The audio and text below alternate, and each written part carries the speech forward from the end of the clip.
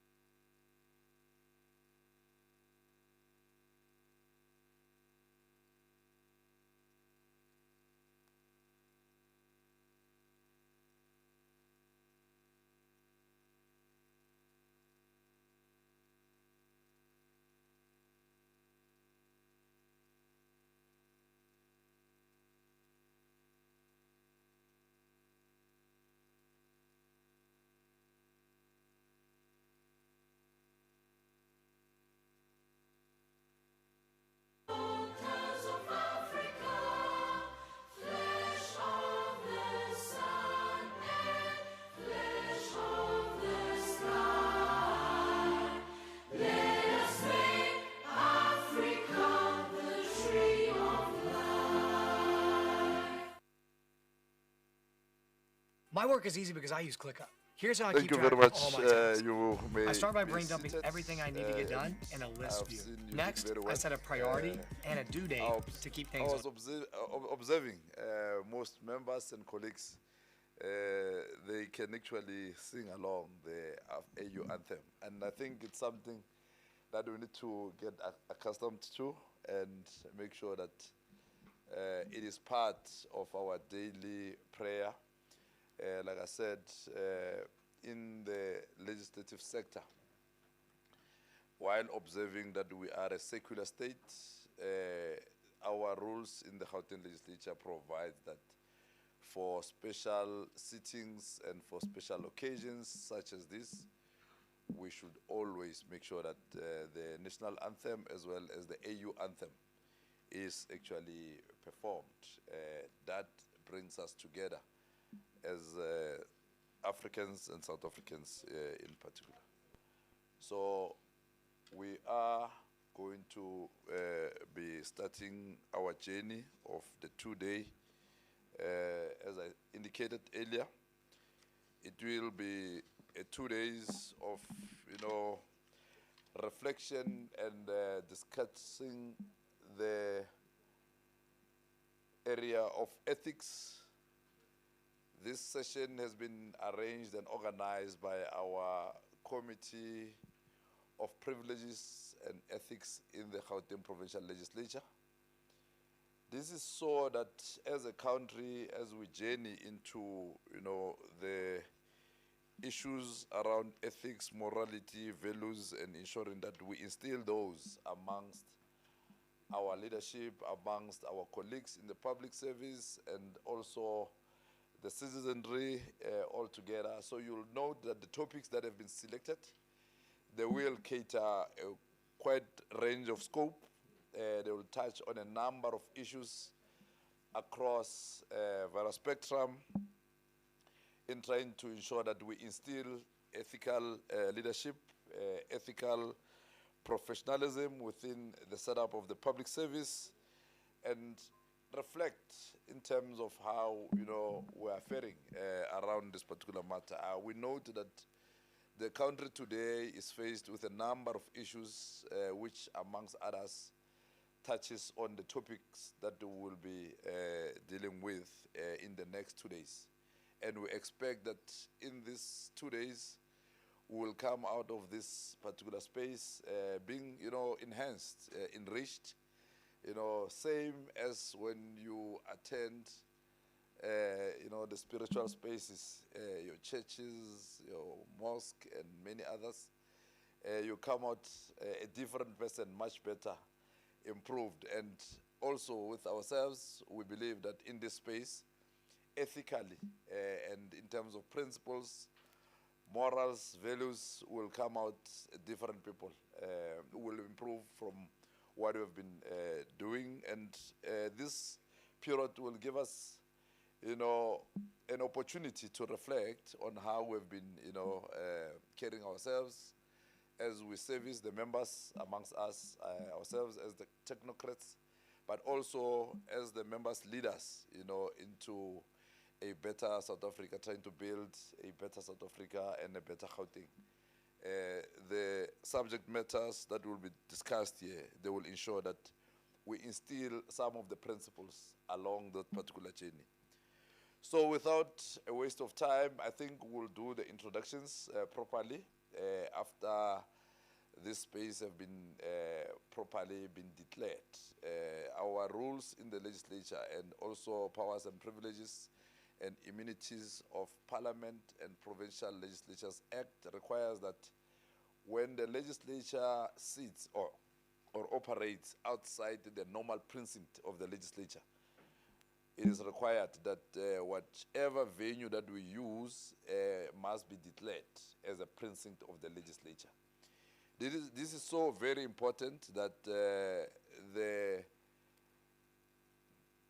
rules of the Gauteng legislature, the Powers, Privileges and Immunities Act of Parliament and Provincial Legislatures Act will then be applicable because they are privileges that members and colleagues, when they are in those particular space, they enjoy. You are protected, but at the same time, you are also expected to abide by certain rules and standards that are provided for in the act that I've just quoted, as well as in the standing rules of the legislature. So I will be calling on our acting speaker, Honorable Mhlagaza Manamela, to declare our precinct as the precinct of the Gauteng Provincial Legislature. Over to you, Madam Speaker. Thank you, Ralph.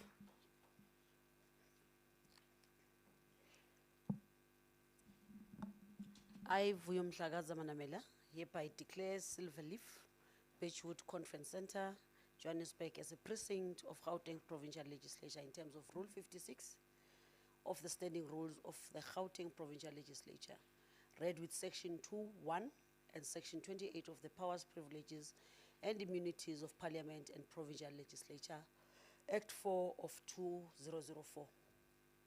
Precincts of Parliament, Provincial Legislatures are described as follows. The precinct of Parliament is the area or land or building or part of a building under Parliament's control, including the chambers in which the proceedings of the houses are conducted, and the galleries and lobbies of the chambers, every part of the buildings in which the chambers are situated, and every forecourt, yard, gardening enclosure, or open space appurtenant thereto. Committee rooms and other meeting places provided or used primarily for Parliament's purpose, and every other building or part of building provided or used in connection with the proceedings of Parliament while so used.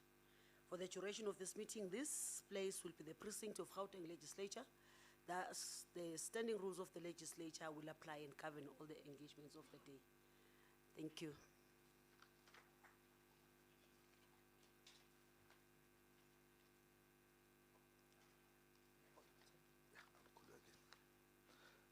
Thank you, Honorable Acting Speaker of the Gauteng Provincial Legislature, who is also the chairperson of our Privileges and Ethics Standing Committee in the Gauteng Provincial Legislature.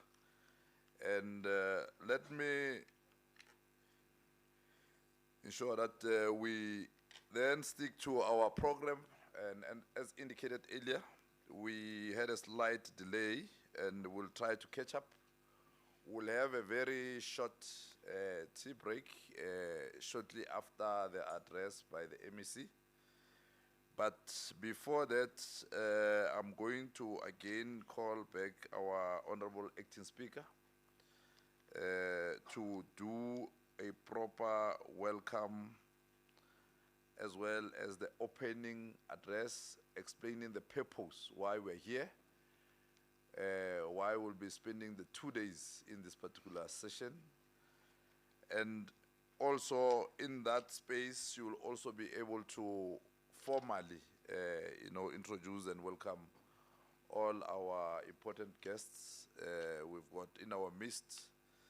The chairperson of committees in the legislature. We also have the MEC of the Gauteng Provincial Treasury, as well as Economic Development departments in the province.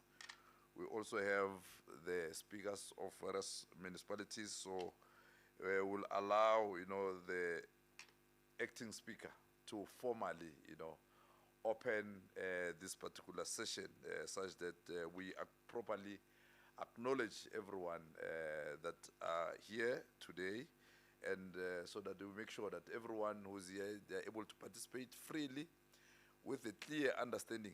So she will be giving us the context and the purpose of this particular summit that all of us have been invited to come and make a contribution to, trying to change and shape the ethical, moral fiber of our society going forward. So without a waste of time, and I don't want to take from her script, otherwise I will be,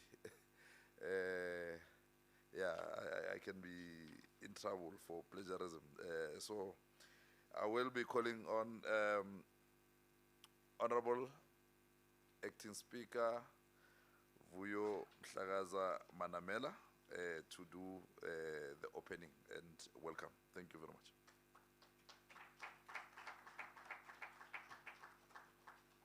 Thank you once again. Good morning, colleagues. I had not greeted earlier when I was declaring the precinct. I hope everybody is fine. Let me acknowledge the presence of the MEC of Finance in Gauteng, Honorable Isaac Maile. You said we butchered his name, so I thought to be on the safe side, let me use the colonial name.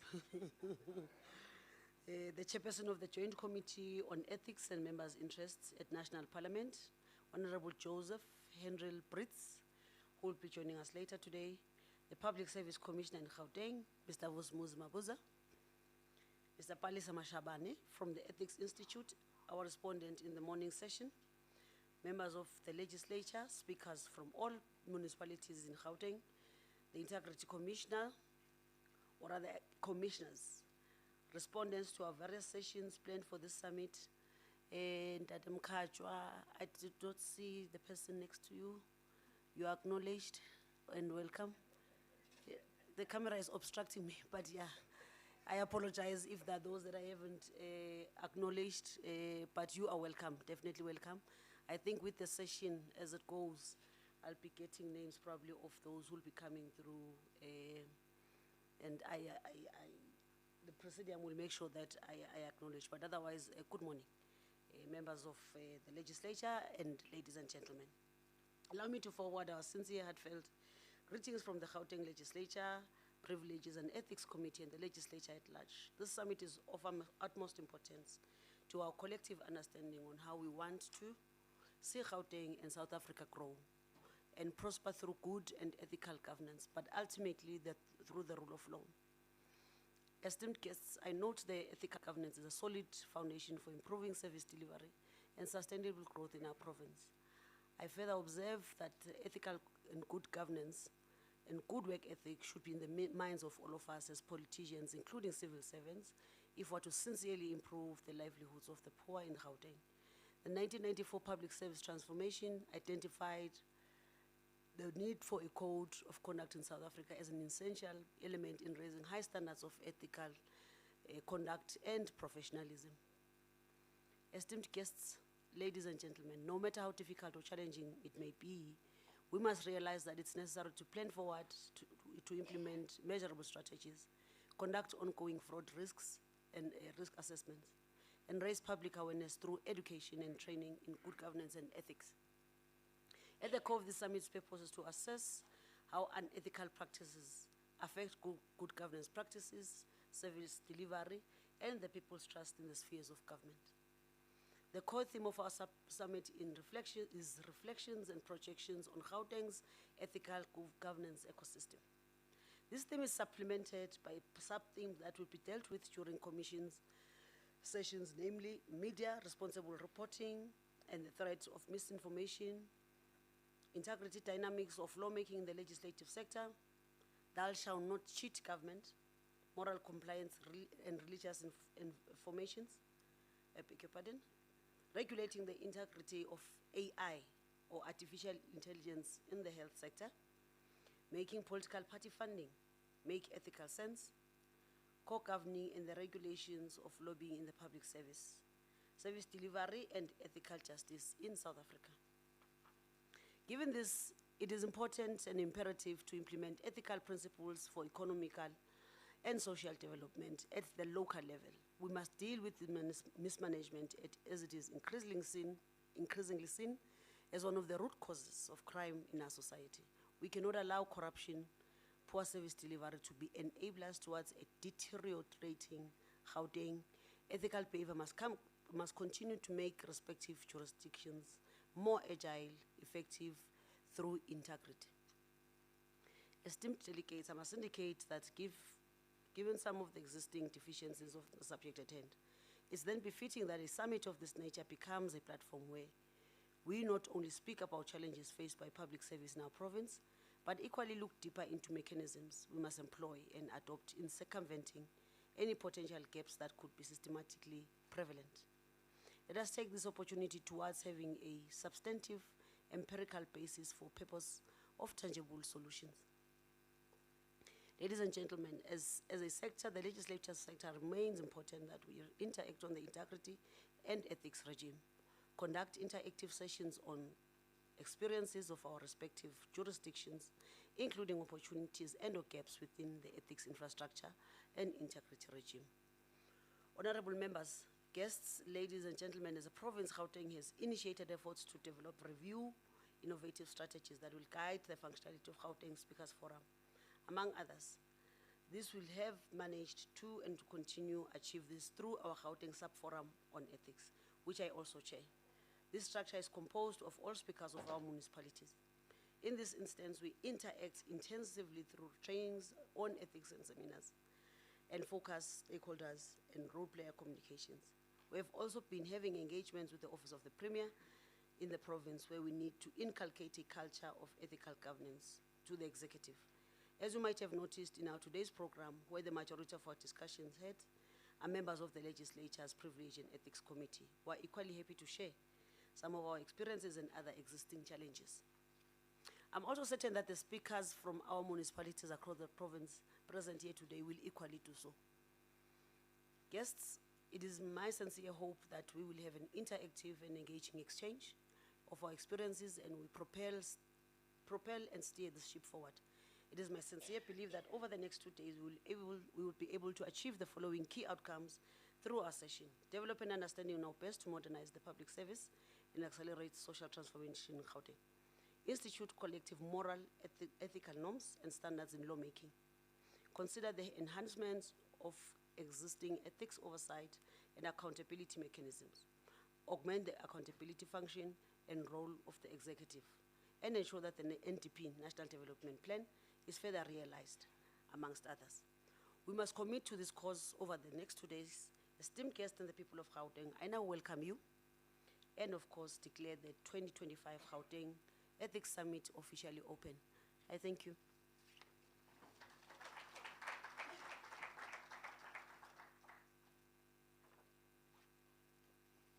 Thank you very much, Acting Speaker.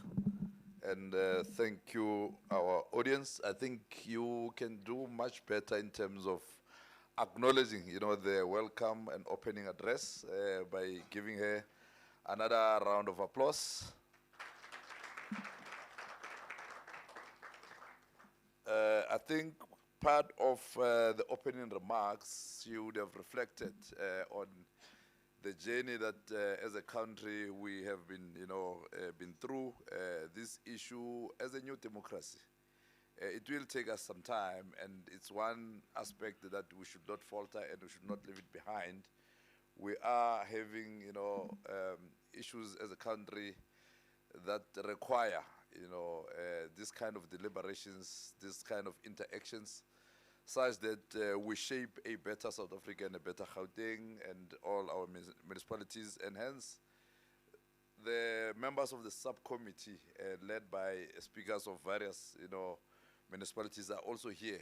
This is to ensure that we instill that discipline and we ensure that the principles, ethical leadership, is instilled within our, public service and within our government, and governance is actually informed by ethical principles. And this summit, amongst others, is to ensure that we achieve that particular cause. You'll note that as a Gauteng Province, we were the first to have what we call today an integrity commissioner. So Gauteng Province, we have set a standard that everyone is benchmarking upon. And same applied to our municipalities. Our municipalities, City of Joburg was among the first as well, to set. So it's a benchmark. So we can't just set offices and the behavior or the conduct, be something else. So everything, we need to lead by example throughout. So we have been leading in this particular journey. And we are still, I believe that we are still in the right course, and we should not, falter in that particular aspect.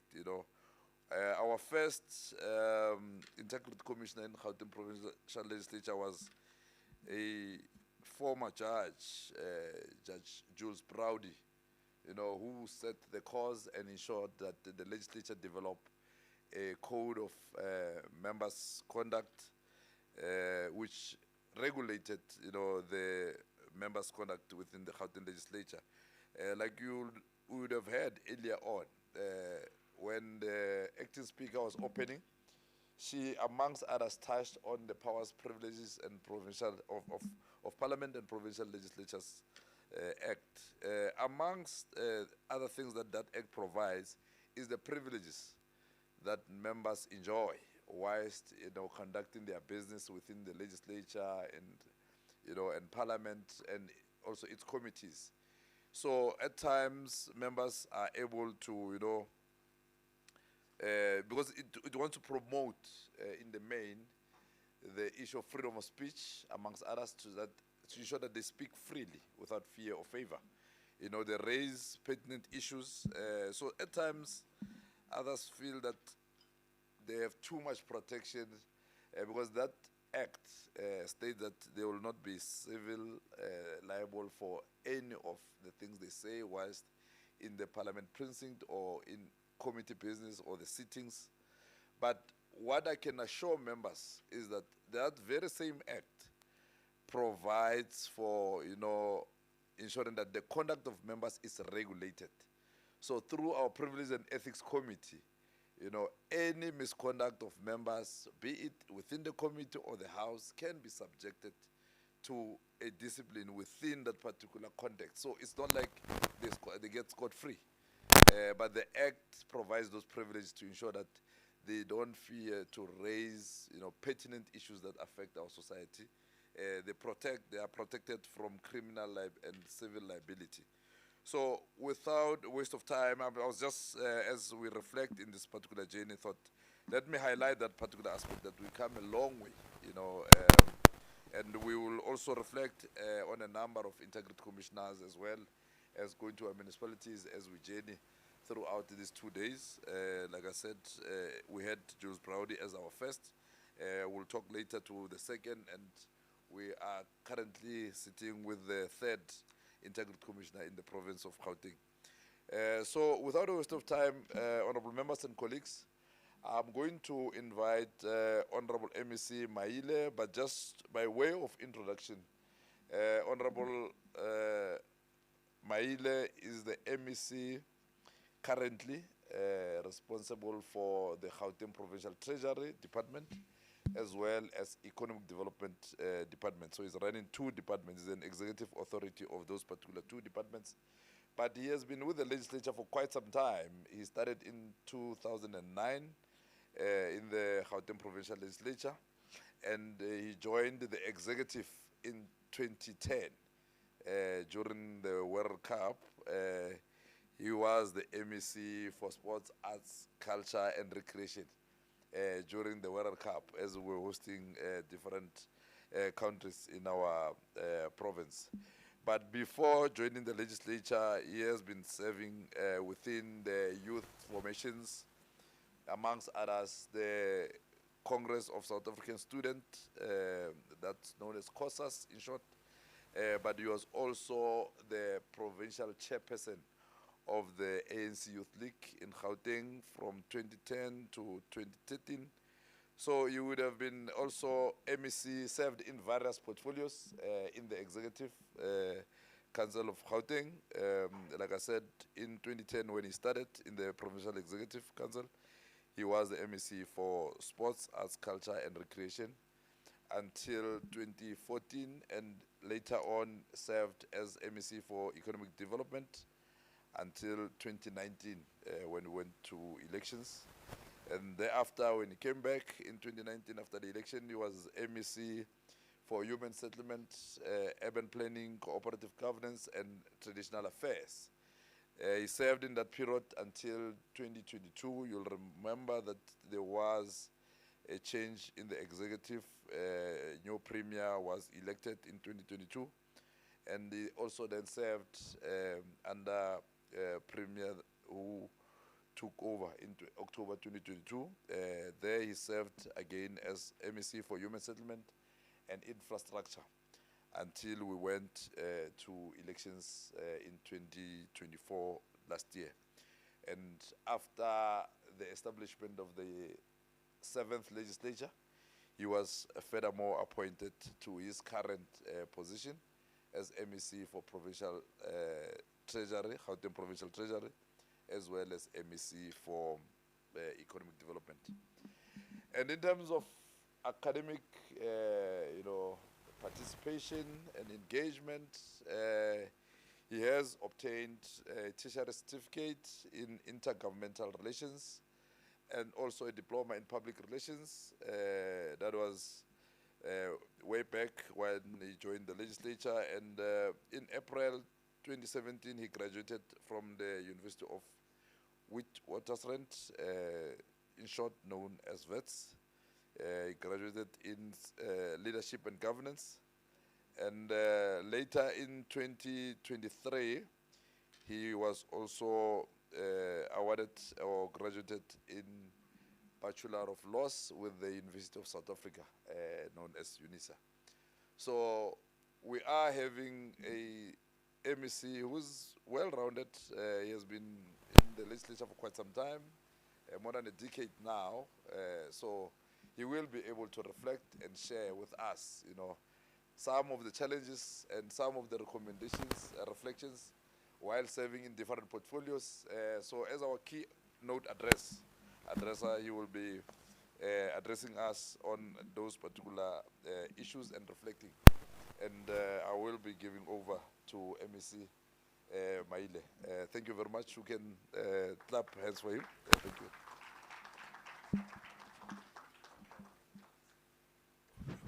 No, thank you, Ralph. Though it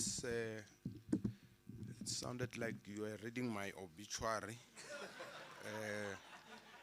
That's why I had to stand up, make sure that you finish quickly.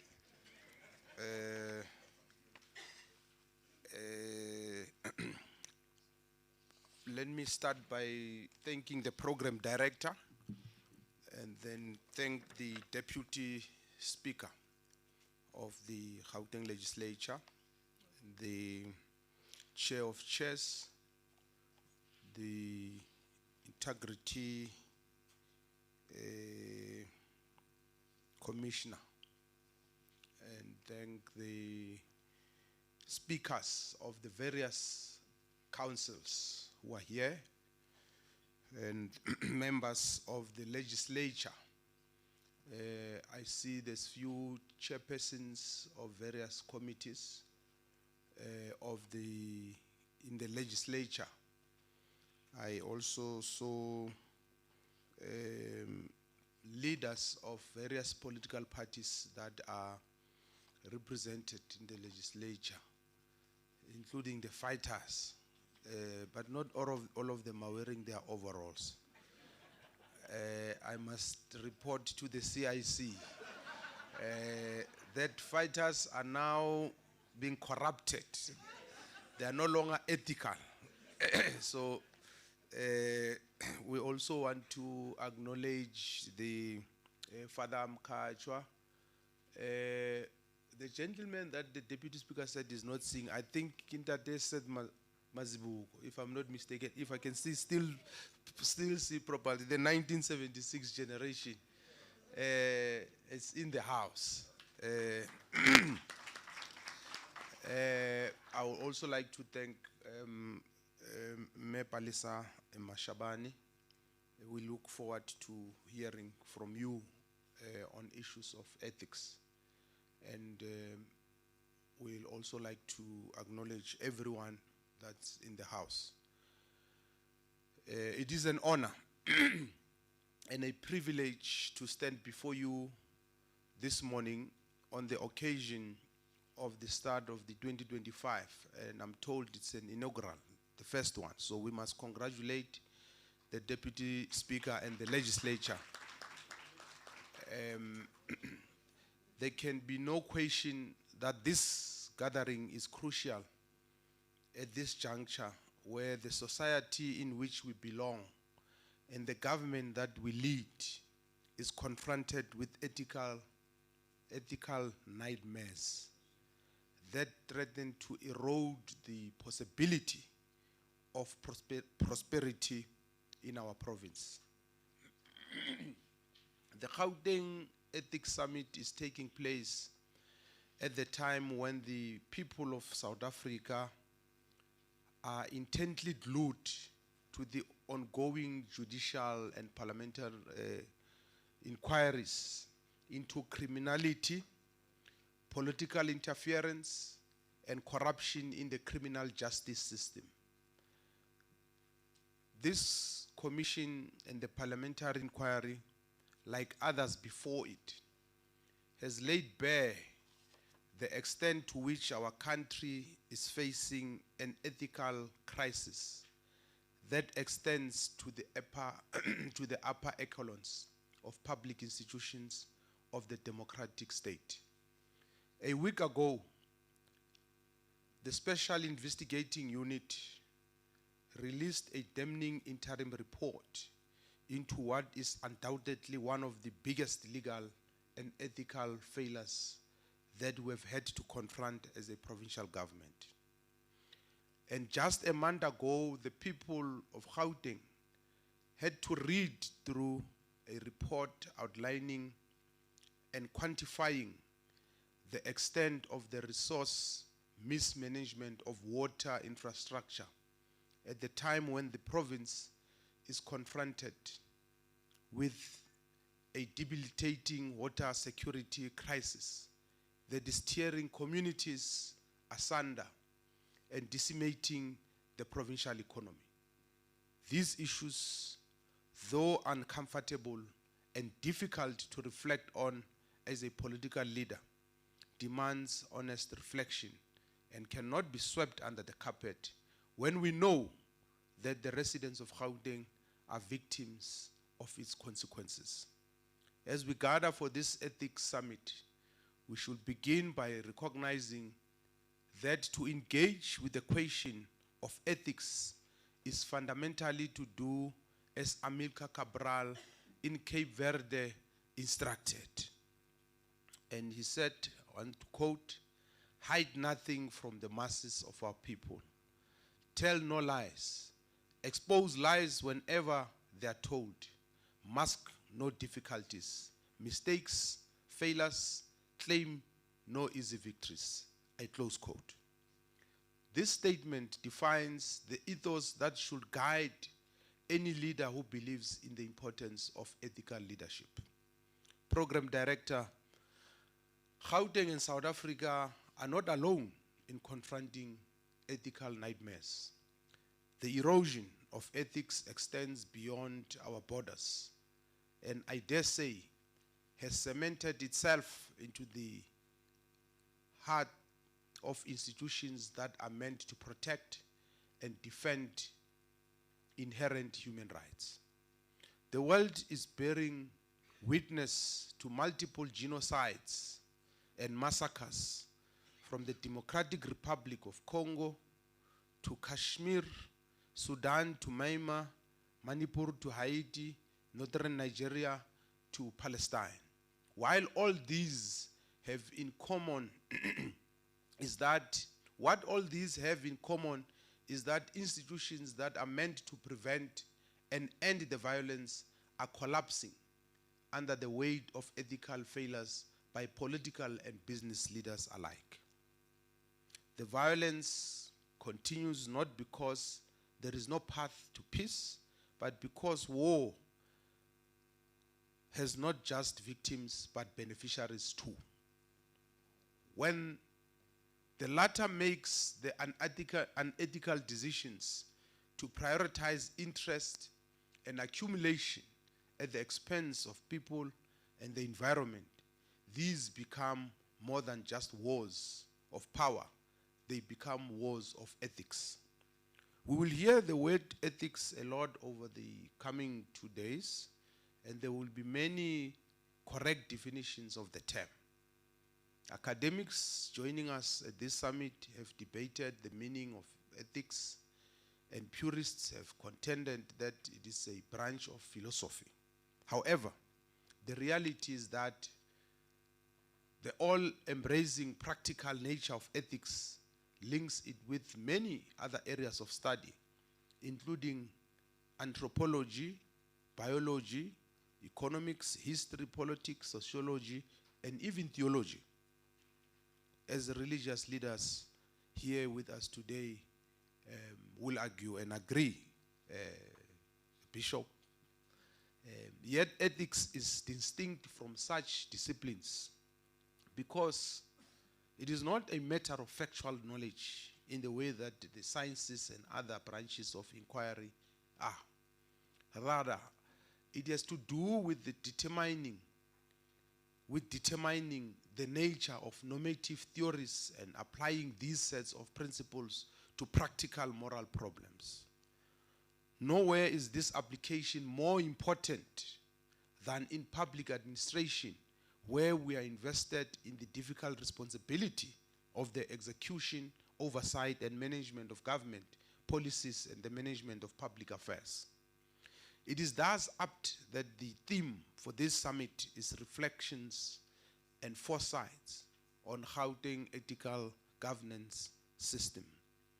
The state that manages these public affairs is in fact an ecosystem itself.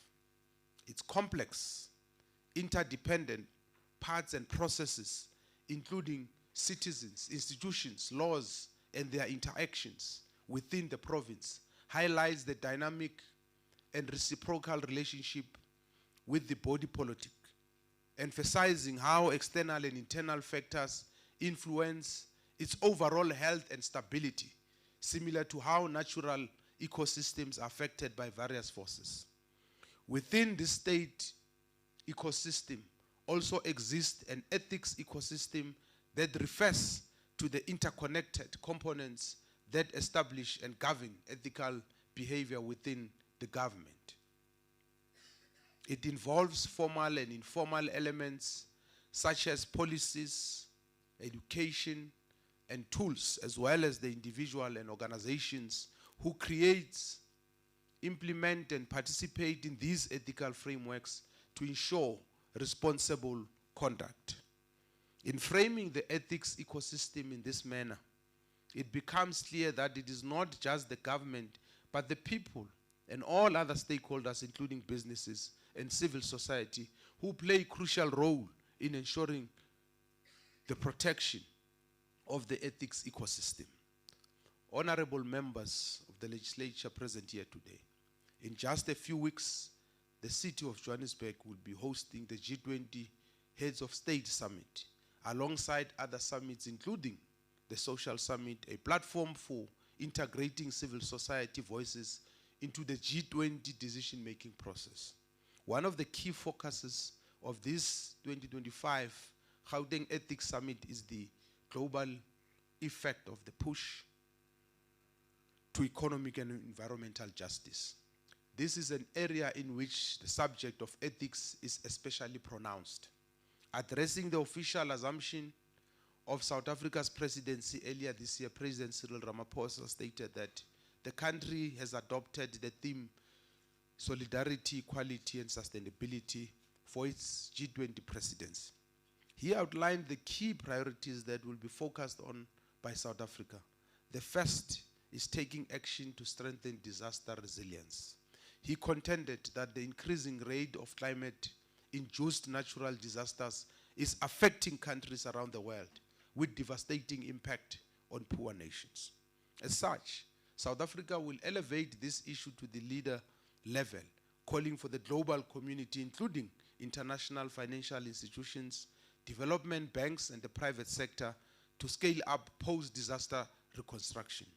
The second priority for South Africa is taking action to ensure debt sustainability for low-income countries. President Ramaphosa argued that the key obstacle to inclusive growth in developing economies, including many in Africa, is an unsustainable level of debt which limit their ability to invest in infrastructure, healthcare, education, and other development needs. He stated that South Africa's presidency will advance sustainable solutions to tackle high structural deficits and liquidity challenges and extend debt relief to developing countries, rather developing economies. The push to environmental justice is fundamentally about ethical leadership. Environmental justice and ethics are intertwined concepts where environmental justice addresses the unfair distribution of environmental burdens and the lack of equitable access to environmental benefits for marginalized communities, while ethics provides the moral framework for why this is wrong. Ethically, environmental justice demands fairness, equity, and respect for human dignity, arguing that no community should suffer disproportionately from pollution or lack of healthy environment due to their race, income, or national origin. The push to economic justice is also fundamentally about ethical leadership. Economic justice applies ethical principles to economic systems to create a fair distribution of resources and opportunities, aiming for everyone to have a sufficient material foundation for a dignified life. It involves structuring economic institutions to provide equal chances for prosperity, addressing disparities in wages, wealth, and income based on factors like race and gender. The overarching goal is to foster a more just and successful economy where prosperity and fairness are intertwined, supported by moral principles that guides economic interactions. Program Director, the Gauteng Provincial Government. There is no ambiguity about the importance of placing ethics at the center of environmental and economic justice, which are critical issues that confronts the province. Ethics are crucial to all the 4 mandates of the Gauteng Provincial Legislature.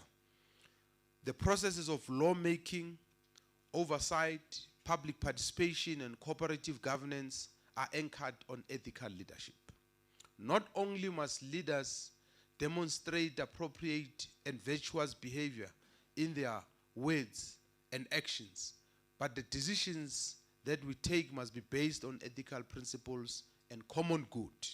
This means existing conditions and interests must benefit the entire community or society rather than individuals or specific groups. This promotes overall flourishing and well-being for everyone.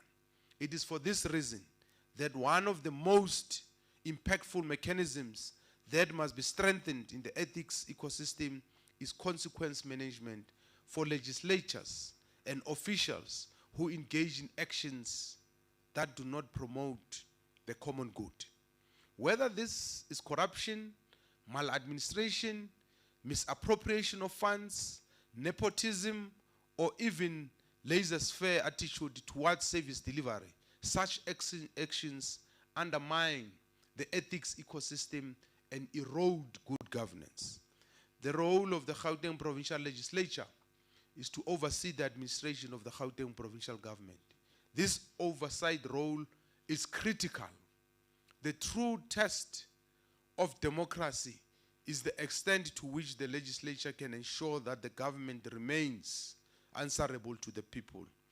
This is done by maintaining constant oversight of government's action so as to detect and prevent the abuse of power, to prevent illegal and unconstitutional conduct on the part of the government, to protect the rights and liberties of citizens and residents of Gauteng, to hold the government answerable for how taxpayers' money is spent, and to make government operations more transparent, and in this way increase public trust in the government. Thus, the starting point must be to strengthen mechanisms that holds people accountable for actions and inactions that undermines the common good. Because when public services are not delivered or are unevenly distributed, the most important component of the common good is affected. That is access. Access ensures that goods deemed common goods are inherently those to whose enjoyment no one can be arbitrarily excluded. Lack of consequence management for those who limit or prevent access to the common good of our people, facilitate unethical and even unlawful conduct that erodes civil liberties and collective prosperity for our residents. Ladies and gentlemen, I'm sure you'll be glad to know that I conclude this address with a profound statement by Michael Higgins, who said, and I quote, "The reconnection of society, economy and ethics is a project we cannot postpone." With those few words, I would like to wish you well in your deliberations. Thank you very much.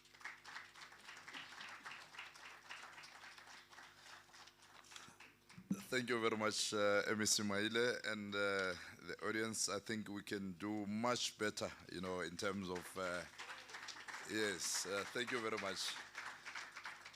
And I think this was more of a teaser, to making sure that as we journey along the 2 days, we reflect on some of the issues that the MEC has raised and pointed out. And I think earlier on, he would have, it's not a complaint per se. Yeah, it's not an obituary. Just taking from our first democratic president, Utata Kgolehlohla Nelson Mandela, he once said that a good head and a good heart are always a formidable combination. But when you add to that a literate tongue and a pen, you have a very something very special. So when we introduce someone, it's very important that you don't only introduce, the political side, but that academic background and achievements must be acknowledged, because that issue around the literate tongue, what you say, how you say it, where you say it, when you say it, is very important. So you need a combination of all, the experience as well as education comes handy. So you'll note that as we journey along this particular 2 days, we will also be inviting our scholars who have actually studied around this particular subject matter of ethics, so that they can, unpack this particular subject, And also we'll have our leadership from the spiritual side, who are also going to be touching on this particular topics, wherein we will also be able to have that combination, as Honorable Maile was reflecting, that there are different scholars and schools of thought when it comes to the topic around ethics. So a number of discussants that have been invited here, and will be making presentation on some specific topics. They will be reflecting on those particular issues and assisting us to be able to understand it much better. And what is key, colleagues, and takeaways from the keynote address is around the issue of ethical principles and common good. That whatever we do as service, in our space, as technocrats who are there to support members and ensure that the service delivery is actually attained within the province, we need to make sure that we do it in a manner that is informed by the ethical principles as well as the common good. But also in terms of the political leadership, we would have not earlier on acknowledged, I've seen the presence of the Chief Whip of the ANC in the Gauteng Provincial Legislature in our midst, and leaders of various political parties and chairpersons that are here. And again, thank you very much for alerting us that the Commissioner for the Public Service Commission in Gauteng is also in our midst, and you are also very much welcome. And also Father Mkachwa, who was a former mayor, I think one of the first mayors way back. So you are welcome in our midst. And I heard that we also have the participants of the June 16, 1976 uprising, that day Seth Mazibugo. You are very much welcome. We are here. We are enjoying the fruits of those particular struggles today, and it's also because of your efforts that we should not lose this particular direction. We should continue to fight and ensure that ethical leadership and common good is achieved in our society and within our leadership. So, ladies and gentlemen, I had promised earlier that we will be taking a short break so that when we come back, we are able to reflect and have discussions, and we'll have an address first before we go to discussions. We'll have a respondent and comments by Ms. Palisa Mashavani, who's from the Ethics Institute. We'll do a proper introduction when we resume, but we'll have a very, very short one, and we'll plead with yourselves, as you'll note that we have lost quite some time in the morning. So I think 10 minutes, leg stretch and tea, so that we can have a working session and ensure that we are able to conclude on time and stick to the time that has been allocated to us. So thank you very much, colleagues. Let's take our tea, and let me just make sure that, because the time that is reliable now is myself, my own time.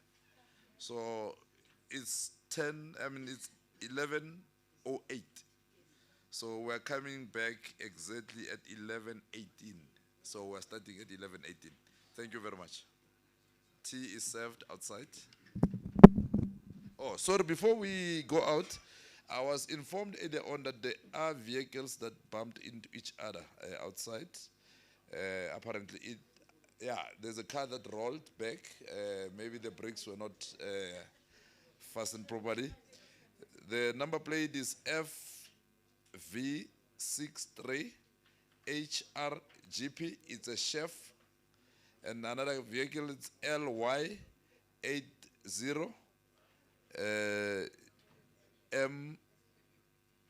It's MT GP. It's a Ronald. They are all white outside. So in case one of these cars belong to you, you may want to check that everything is in order. Thank you very much.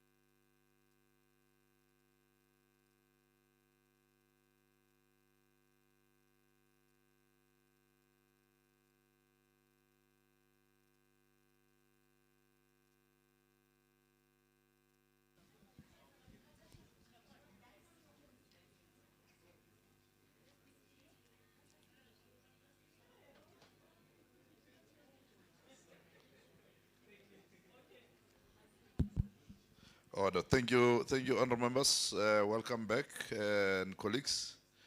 We are about to resume and continue with our program. It's going to be a short one before we go now into different commissions. So, whilst other members are coming and are settling in, I will be introducing our next speaker, who is the respondent and will be making comments, Ms. Palisa Mashavani from the Ethics Institute. This is our ethics subject matter specialist or expert. She holds also a Bachelor of Science in Social Work and Psychology from the University of Cape Town, as well as a postgraduate diploma in compliance management with cum laude there. And I think, I hope we understand that it means she obtained that diploma with distinction from the University of Johannesburg. She has also further completed the Middle Management Development Program for women with GIPS, and also a certificate in business management with the University of South Africa. And in addition, she is a certified ethics officer. Hence, we say she is a specialist or an expert in this area or subject matter of ethics through the University of Stellenbosch Business School and the Ethics Institute. I was doing this introduction just to also allow members to settle and colleagues to settle after tea, so that we can resume in earnest. And after her presentation, we are going to allow honorable members and colleagues to also make reflections, have comments, questions, so that we are able to have a lively engagement on this particular submissions by the various presenters that have already opened our session.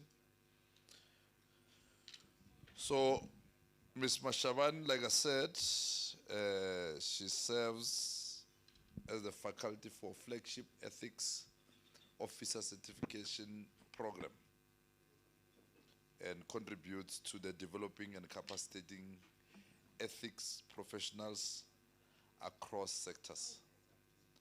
And today she's with our legislative sector to engage on the very same topic. She's got more than a decade with the Development Bank of South Africa. Yeah, she was focusing on advanced corporate governance practices and embedding ethics management across the organization. That is Kosan. Yeah, I'm glad we're back. I was just making sure that everyone settles. I didn't want the respondent to start before everyone is back here, because participation is very much important. So I'm not reading an obituary. But like I said, we acknowledge all the achievement that one has journeyed through. It's not easy. We are introducing Mayor Mashavan, who also in her career grew at the African largest pension fund, that is the Government Employee Pension Fund, the GEPF, that runs our pension for the South African government. So she also gained her earlier experience in the mining sector, working with Aquarius Platinum and Extrata Alloys, known as Glencore Lion Smelter in Mpumalanga. Like I said, I was ensuring that everyone is settled and the mics are also ready, as we are all going to be given an opportunity to participate after her presentation. So without a waste of time, I hope we're ready. I see the technical team is just ensuring that her presentation is also flighted for everyone to follow.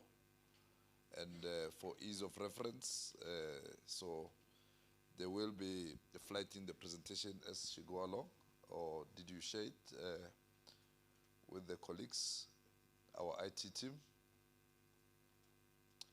But otherwise, I think she is ready to start. Over to you, Ms. Mashaban.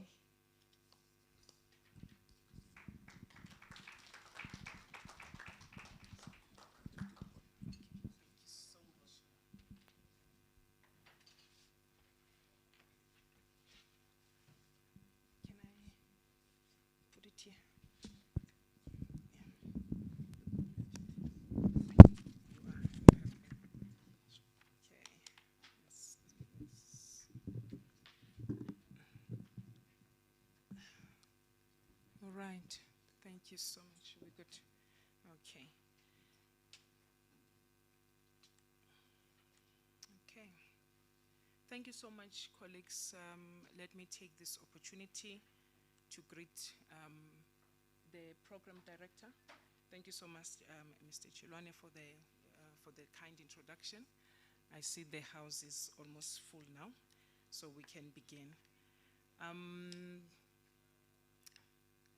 Honorable Chairperson of the Privilege and Ethics Committee in the Gauteng Legislature, Honorable MEC for Finance, Lebohang Maile, I see they're not back yet, and members of the legislature, dignitaries, distinguished colleagues, representatives of civil society, academia, business, faith communities, and fellow citizens of Gauteng. I nearly said South Africa, but yeah, of course we are at the center of South Africa.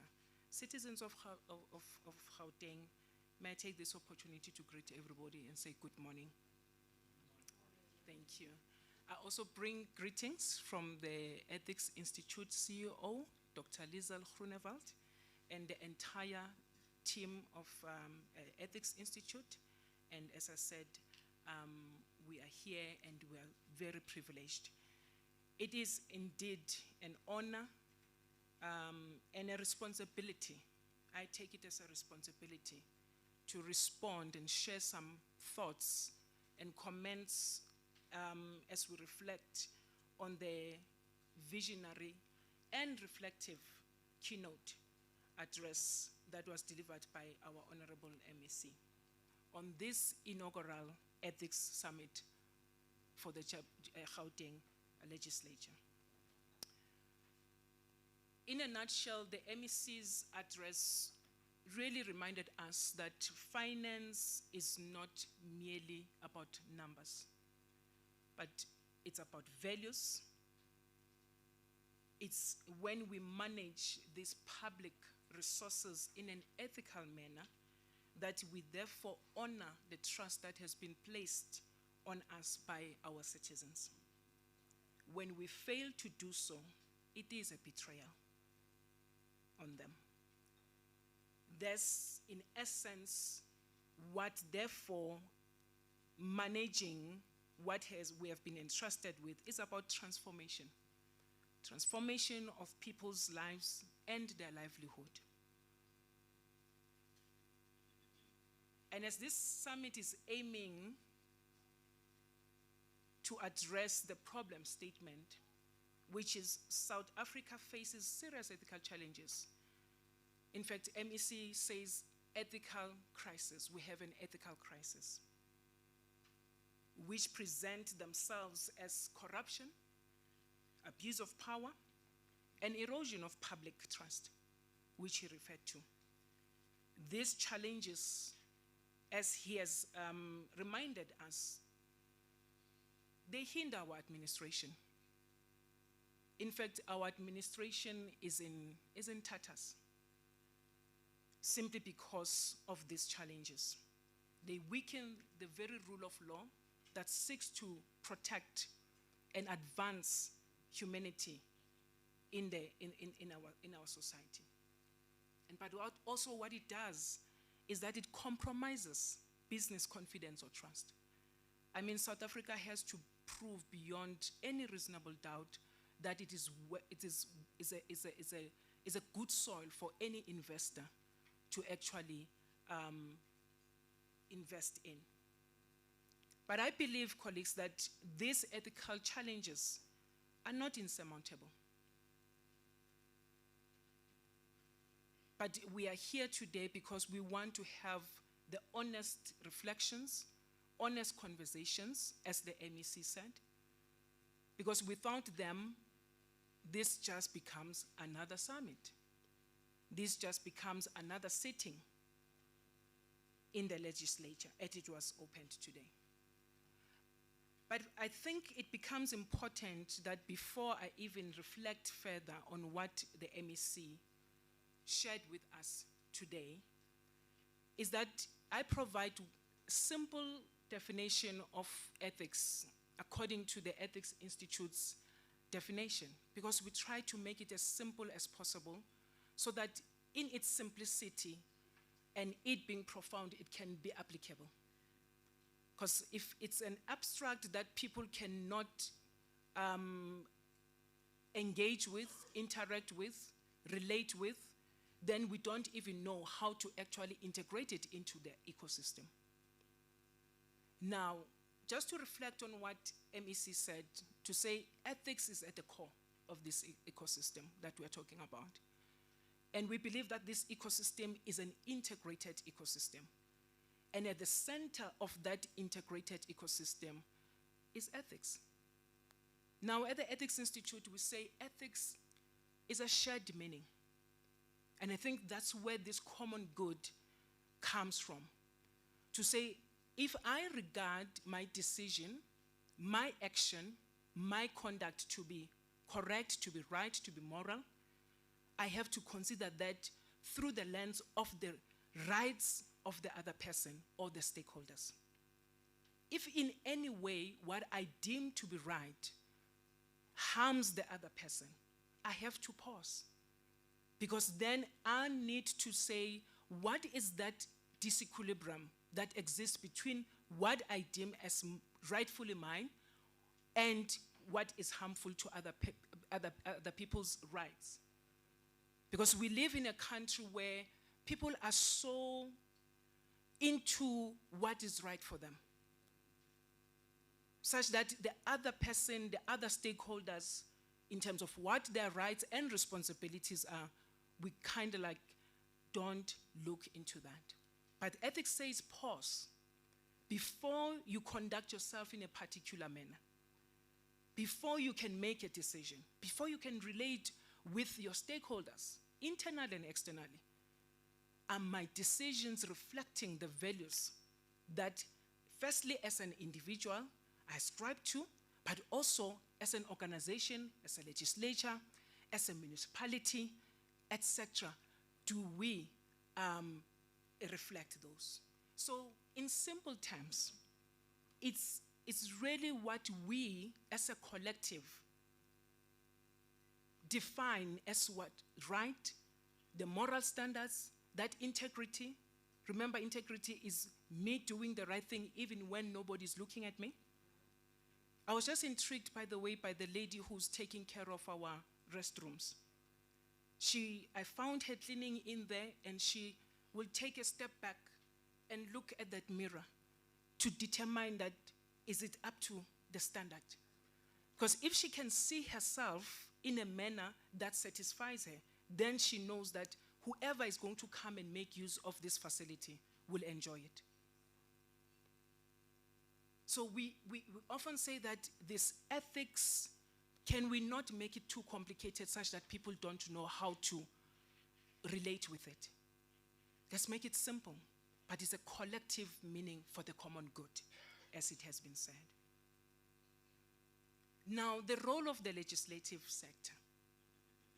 As we are advocating for ethical governance ecosystem, this is a sector that really sits at the center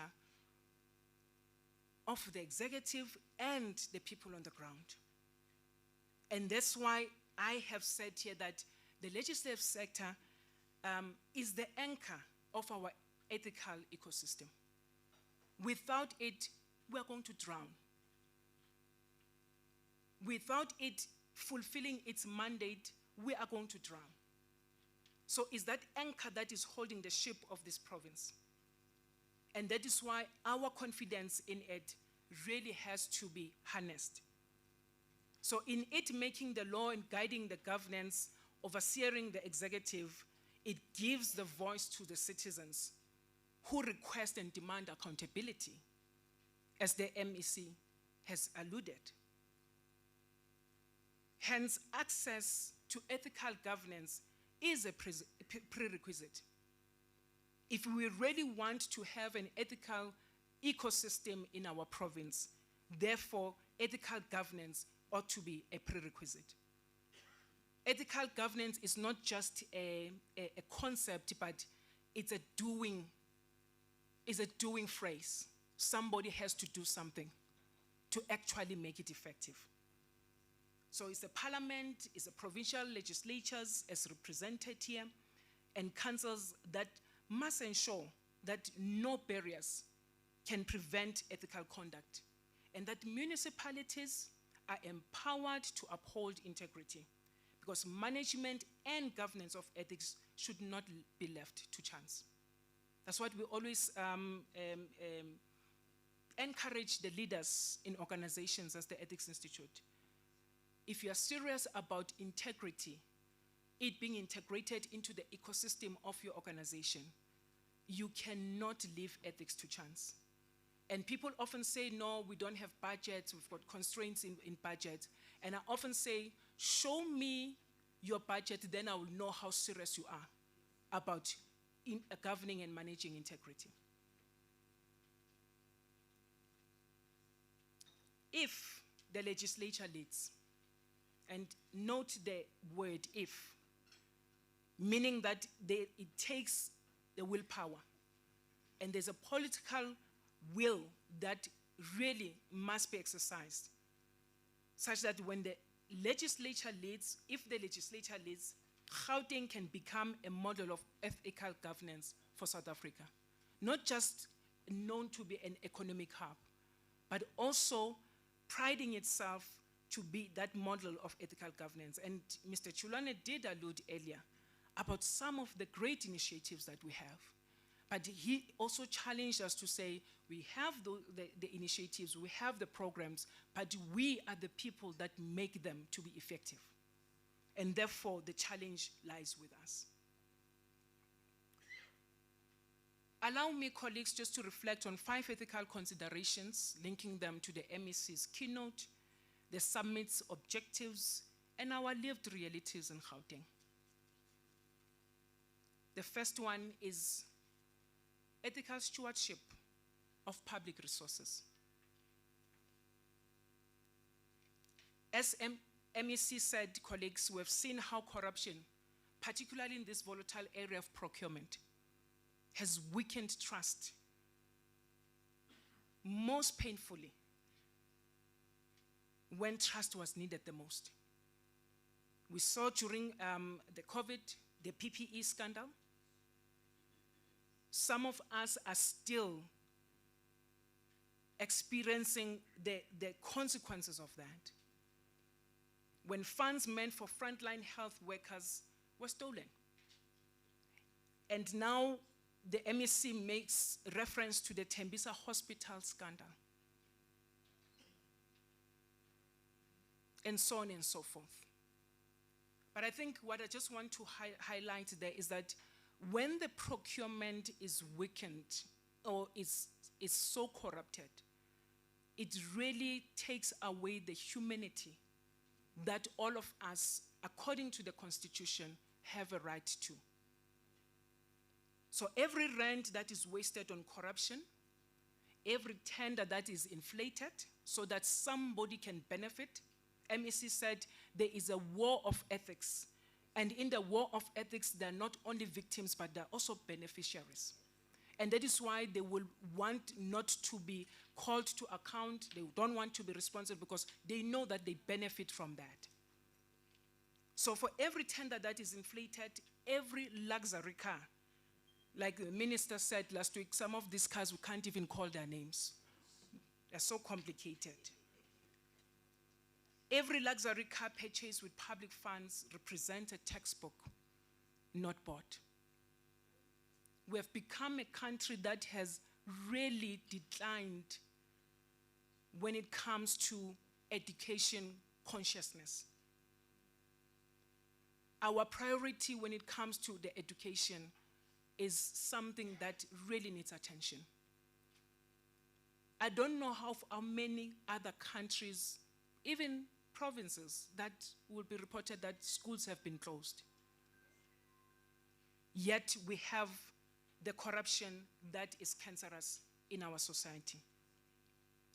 So for every corruption that takes place, there's an unplaced educator. Somebody who went to school to say, I want to qualify as an educator so that I can impart knowledge to the next generation. In fact, we have them, they're sitting at home. Is a hospital bed that is not repaired? Or is a health infrastructure that is not even procured? And somebody, when they die, we say, no, it was their time. It was God-given time. Whereas it was maladministration that was left without any consequence management. It's an unplaced doctor. How painful it is that you spend 6 to 7 years to acquire a qualification in medicine, and then you are not placed. Budget is there, but the allocation does not match. Because of this cancer that is really destroying our ethical fiber. It's a water pipe that is not fixed, or water infrastructure that is not restored.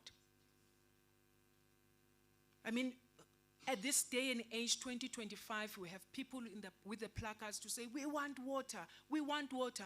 And I'm thinking in 1976, people were saying, we just want fairness. Today is about basic needs of water. Water. Because our conscience, when it comes to ethics, we only just look into what is right for me, what is beneficial for me, and I even forget the people that I'm entrusted to serve. As I said, it's not simply maladministration, it is a moral betrayal. A community leader in Ekurhuleni once said, when money disappears in corruption, it is not merely numbers that vanish. It is people's hopes that vanish. We live in a society that is hopeless when it comes to the governance of our country, of our province for that matter. Because any other day, I don't know if I'm going to wake up with a dry tap. Every other second day, I don't know. And now it's no more called load shedding, it's called load reduction, it's longer than load shedding. You just don't understand what is happening. And this is what I'm asking as I was just listening as well to what MEC was saying. Which dark hole did the sacredness of the public purse vanish into? And can someone please come to our rescue and just go into that hole and bring it back?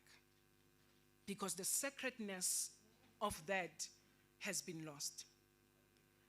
I honestly believe that there is enough for everyone. I honestly believe there's enough for everyone, particularly in the context of Ubuntu, which is really becoming slimmer and slimmer in our daily experiences. If we can only learn to be content and unlearn this need for more at whatever cost, even the cost of lives. And that is why for me, this is what ethics is all about. It's not a far-fetched, it's not an abstract that you can't relate with. If I want more, is it going to be good and beneficial for the others? Am I going to be sharing with the others from that? Am I going to be inclusive in my approach? we end up being a nation that keeps on borrowing money, capital. And this reckless borrowing today is not just an economic issue. It's an ethical issue, colleagues.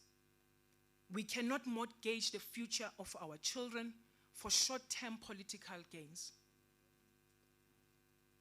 I mean, Madlanga Commission is unfolding. If we were not here, maybe we would be glued on the TV. But you realize that people were mortgaging with the future of generations to come. And I often really tremble to say, the day I die, would I leave the state of this nation like this for my children, children's children? And these are the true reflections that we have to really look into. However, on the positive side, we have also seen some victories. They are coming slow, but it's an improvement that we ought to acknowledge and celebrate so that we can commit even more to ensure that these victories are increased, but those initiatives are also effective. Lifestyle audits for MECs in Gauteng. Touchy subject. The work of the Gauteng Ethics Advisory Council, the growing culture of disclosure, and where people not only just disclose, we then look into those disclosures and check issues around conflict of interest. But the question is, once people have disclosed, and then what? Does the law only apply to the likes of Palesa and the who's and who's of this province and the country? They are immune to accountability. That's what a normal human being in the streets is seeing and asking themselves. The second ethical consideration is around the fiscal justice as social justice. Budgets are moral documents. They're not just merely numbers documents, but they're moral documents. So you look at where the money goes, and you will see what leaders in society truly value. The attitude towards money determines the integrity of those entrusted with it. So what is the attitude that governs us as a province towards money, towards funds, towards the donors that we receive, and so on and so forth? The legislator can therefore help to ensure that allocations reduce inequality, as MEC alluded as well, strengthen service delivery, and support vulnerable municipalities. We have to identify those vulnerable municipalities and to say what are the ethical risks that exist there and be able to mitigate them. But we have to ensure that they are fully capacitated and empowered. And this is exactly why the summit calls for empowering of smaller municipalities, because without capacity, they remain most vulnerable to unethical practices. To a point that even an unethical practice tend to be ethical, because ethics is left to chance. People are not equipped, are not trained, are not educated to differentiate and articulate between ethical and unethical conduct. They say, they are adults, they know. Well, if they are adults and know, look at the state of our municipalities. Also, the MEC reminded us that financial governance must support development. So if we do not see the development of our province, of our society, then we need to go back and say, how are these finances governed? Are they just documents or they're moral documents? But I also like to reiterate and say, financial governance must also support dignity. And the moment we change our perspective from seeing these documents as mere numbers, but moral documents, then we will be inclined to make sure that those decisions we make out of those financial documents support the dignity of humanity. Every service we deliver, a tap that flows, a road without potholes, a clinic with basic medicine. Basic medicine. I'm not even asking for complex. Basic medicine. It is not just a service, colleagues. It is the restoration of dignity to humanity.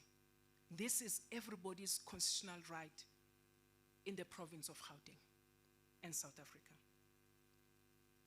The third ethical consideration is integrity beyond compliance, which honestly, this is, I believe, is a game changer for any institution. Compliance, rules, they do matter. I agree. However, culture matters even much more. The way we do things, our identity, our branding, the oxygen of the organization is what matters most.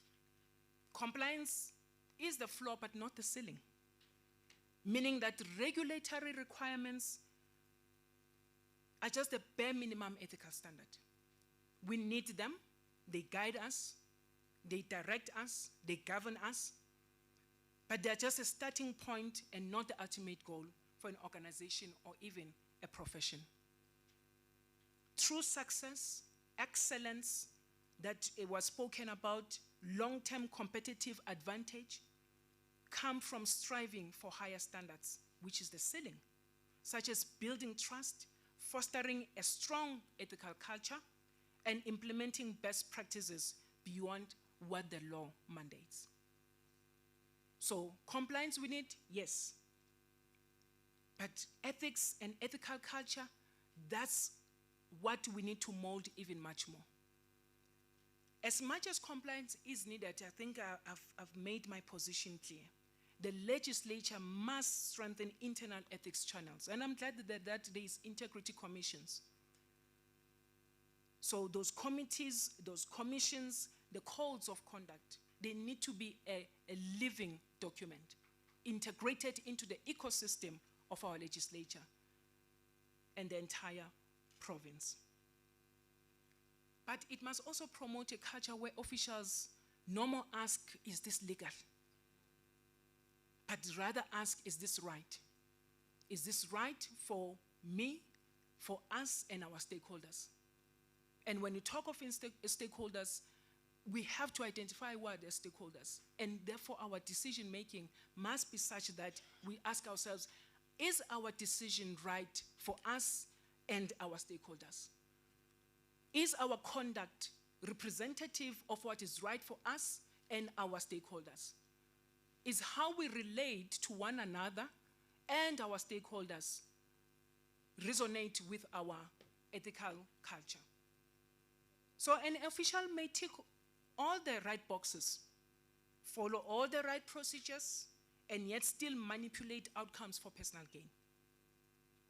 We've got masterminds out there. On paper, they are compliant. In practice, they are unethical. And that is why sometimes I often challenge organizations, institutions, and say, I see that the Auditor General has given you clean audit. Are you really comfortable and fully satisfied that this organization has a clean audit? Or is it just the scope that Auditor General was concentrating on? What about everything, the ecosystem, from end to end? Would you say that indeed we have a clean audit? And I leave that for them to answer.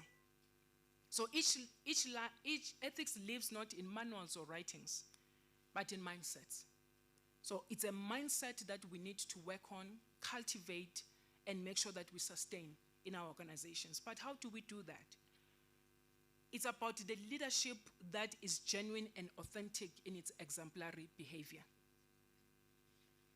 And I know we quote this, they're nice, we say them, these statements, as you will see when I talk about trust. And it's also making sure that these mindsets are ethical because there's indisputable and visible tone at the top. The people in Gauteng should not be doubting and not sure whether they should trust what comes out of the legislature or the Premier's office. It should be that it's indisputable, it's visible, everybody can hear it, everybody can see it, everybody can feel it. So it's about creating a culture where the question is not, is this allowed, but to say, is it right as far as all those elements of ethics is concerned? And let me take a moment here and speak about whistleblowers. We know the real life stories of which some of us seated in this room have been directly or indirectly affected by them. Brave men and women who dared to speak truth only to face retaliation, isolation, and worse, losing their lives. When an 11-year-old speak at the funeral of his father and say, "Daddy, I was not ready to say bye-bye." And somebody is watching that video clip and is not moved.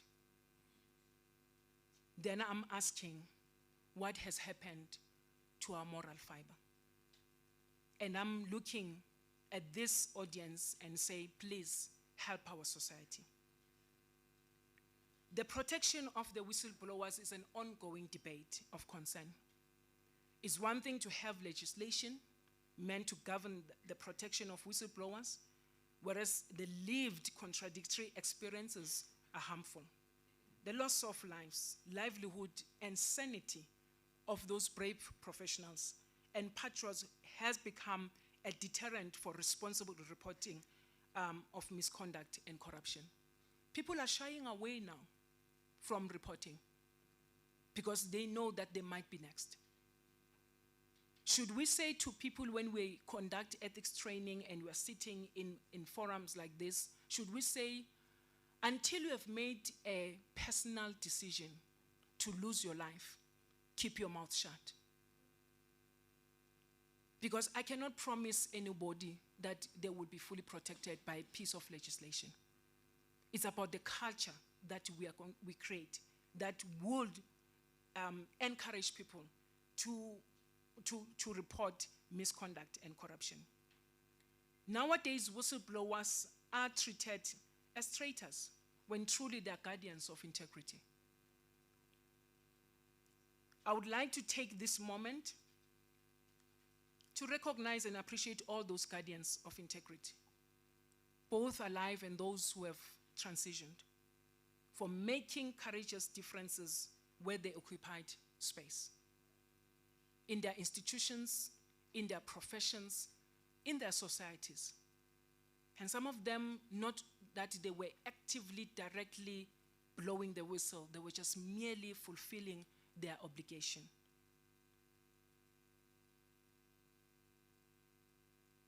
Pragmatic and efficient endeavors of protecting those who protect the truth and integrity should be an ongoing exertion.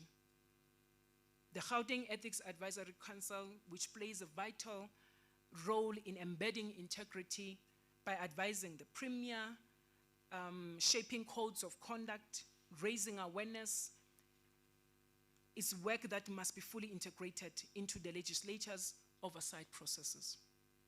And I'm glad to really have heard that there is that integration. Fourthly, I want to touch on this ethical consideration: ethics of economic growth, sustainability, and environmental justice.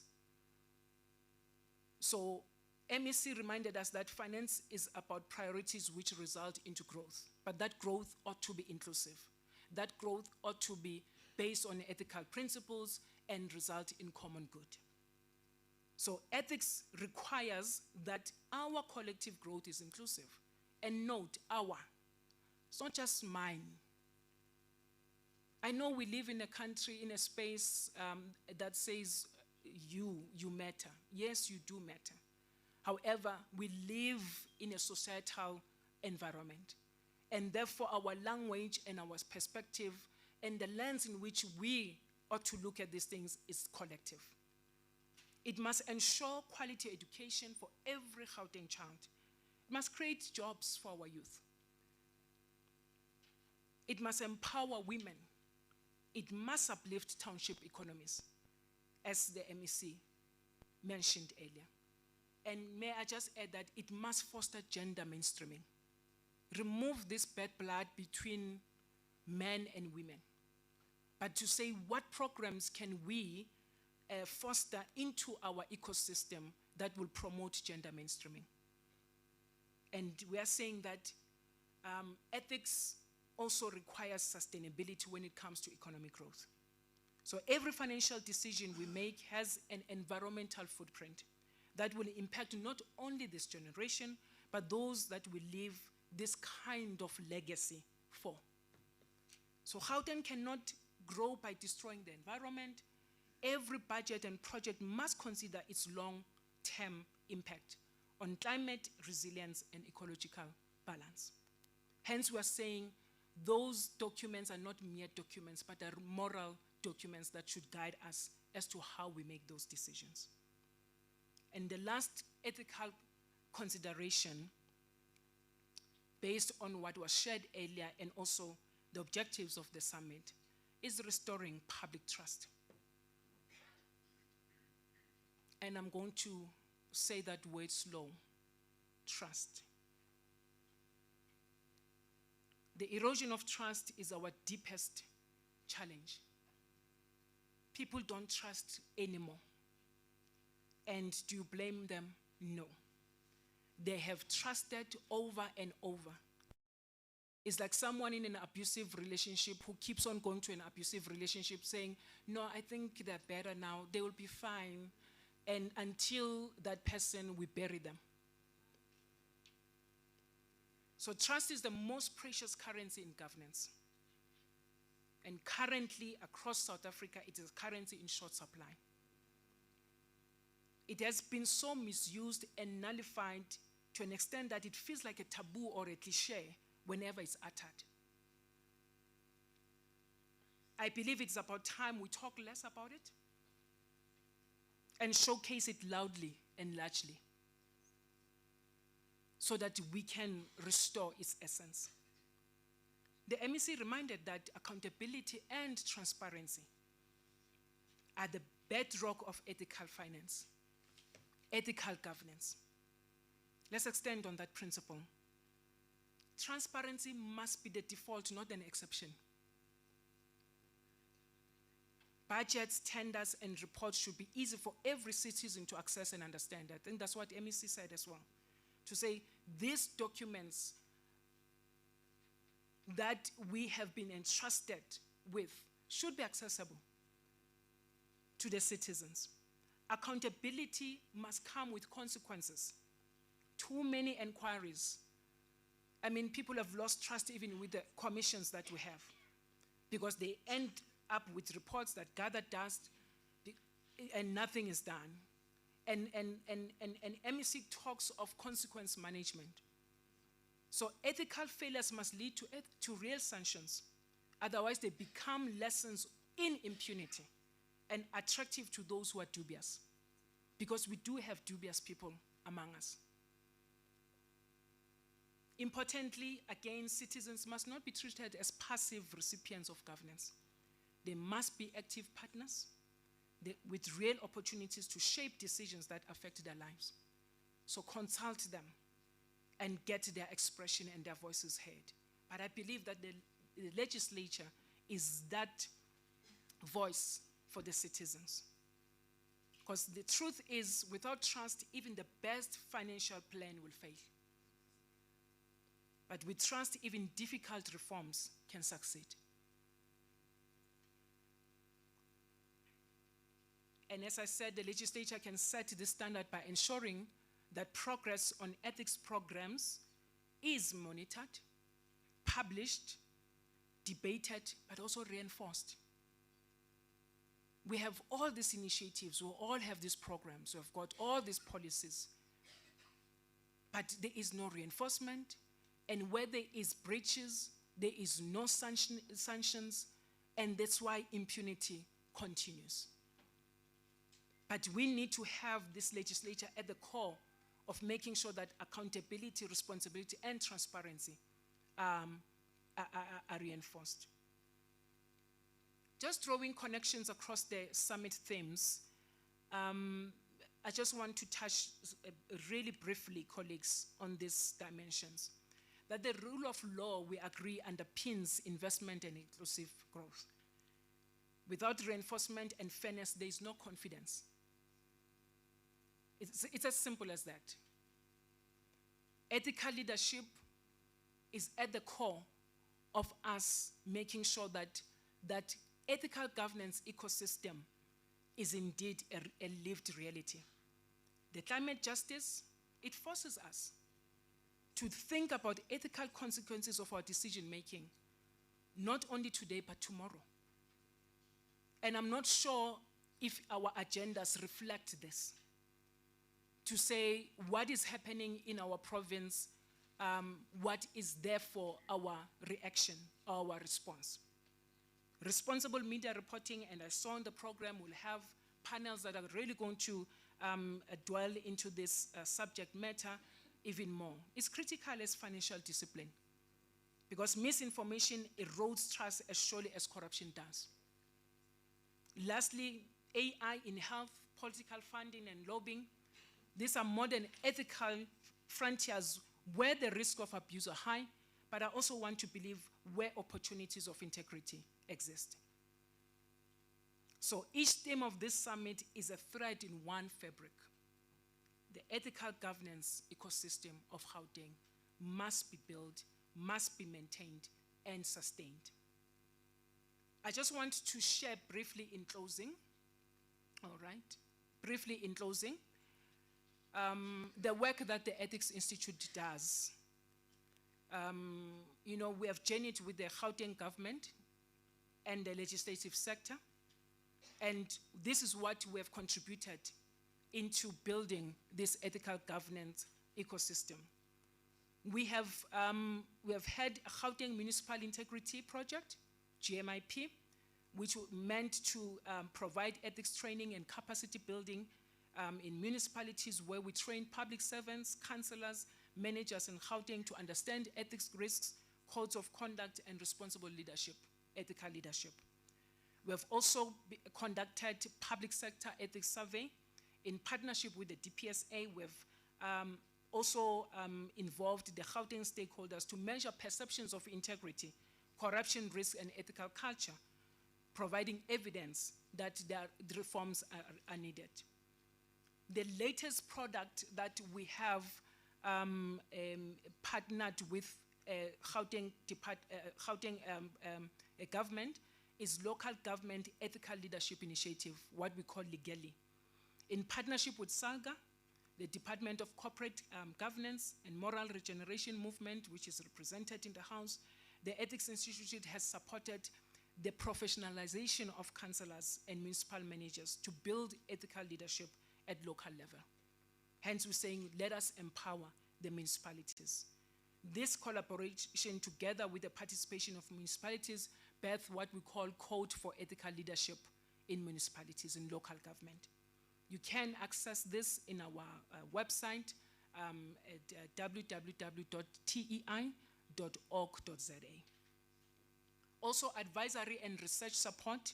We have worked with Gauteng Ethics Advisory Council, Public Service Commission, National School of Governance, GIZ, to provide tools, framework, and comparative best practices that guide policy making and implementation. Lastly, ethics strategy development. TI has advised Gauteng departments in embedding ethics into organizational strategies, showing that ethics is not an add-on, but central to governance. So it's a strategic imperative. So these contributions are evidence that when government and independent institutions partner, change is possible, transformation is possible. So recommendations for that transformation. Let's institutionalize ethics oversight. Make ethics committees permanent in legislature. Let's stop the Hollywood acting positions and all that, but ensure that we can bring about stability in our governance structures. Strengthen whistleblower protection. Provincial legislation should guarantee legal, financial, and psychosocial protection. Empower municipalities. Roll out value-based mandatory ethics training and shared integrity services across Gauteng's municipalities. Legislate ethical impact assessments. Require the budgets and major projects to demonstrate ethical, social, and environmental considerations of the projects. Lastly, monitor and report progress. Establish quarterly public reporting on ethics programs, debated in the legislature and supported by independent partners, such as the Ethics Institute, if I may say so myself. All this will restore and grow the trust capital that our society is in dire need of. Let me close, colleagues. The problem statement is sobering. Corruption, abuse of power, and the erosion of trust continue to hinder governance. But we also know that ethical victories are possible. Lifestyle audits, Gauteng Ethics Advisory Council, partnerships with the likes of Ethics Institute and other independent providers or partners. These are building blocks of a stronger ethical ecosystem. Now is a time to move from reflection to resolve, from declarations to action. And the legislative sector has the power to legislate, to oversee, lead the ethical renewal of Gauteng. TI and other partners stand ready to continue supporting this journey. So let us make Gauteng, these are my parting shots, let us make Gauteng not only the economic hub of South Africa, but the ethical hub, a province where integrity is not an exception, but an expectation. Thank you so much for your attention.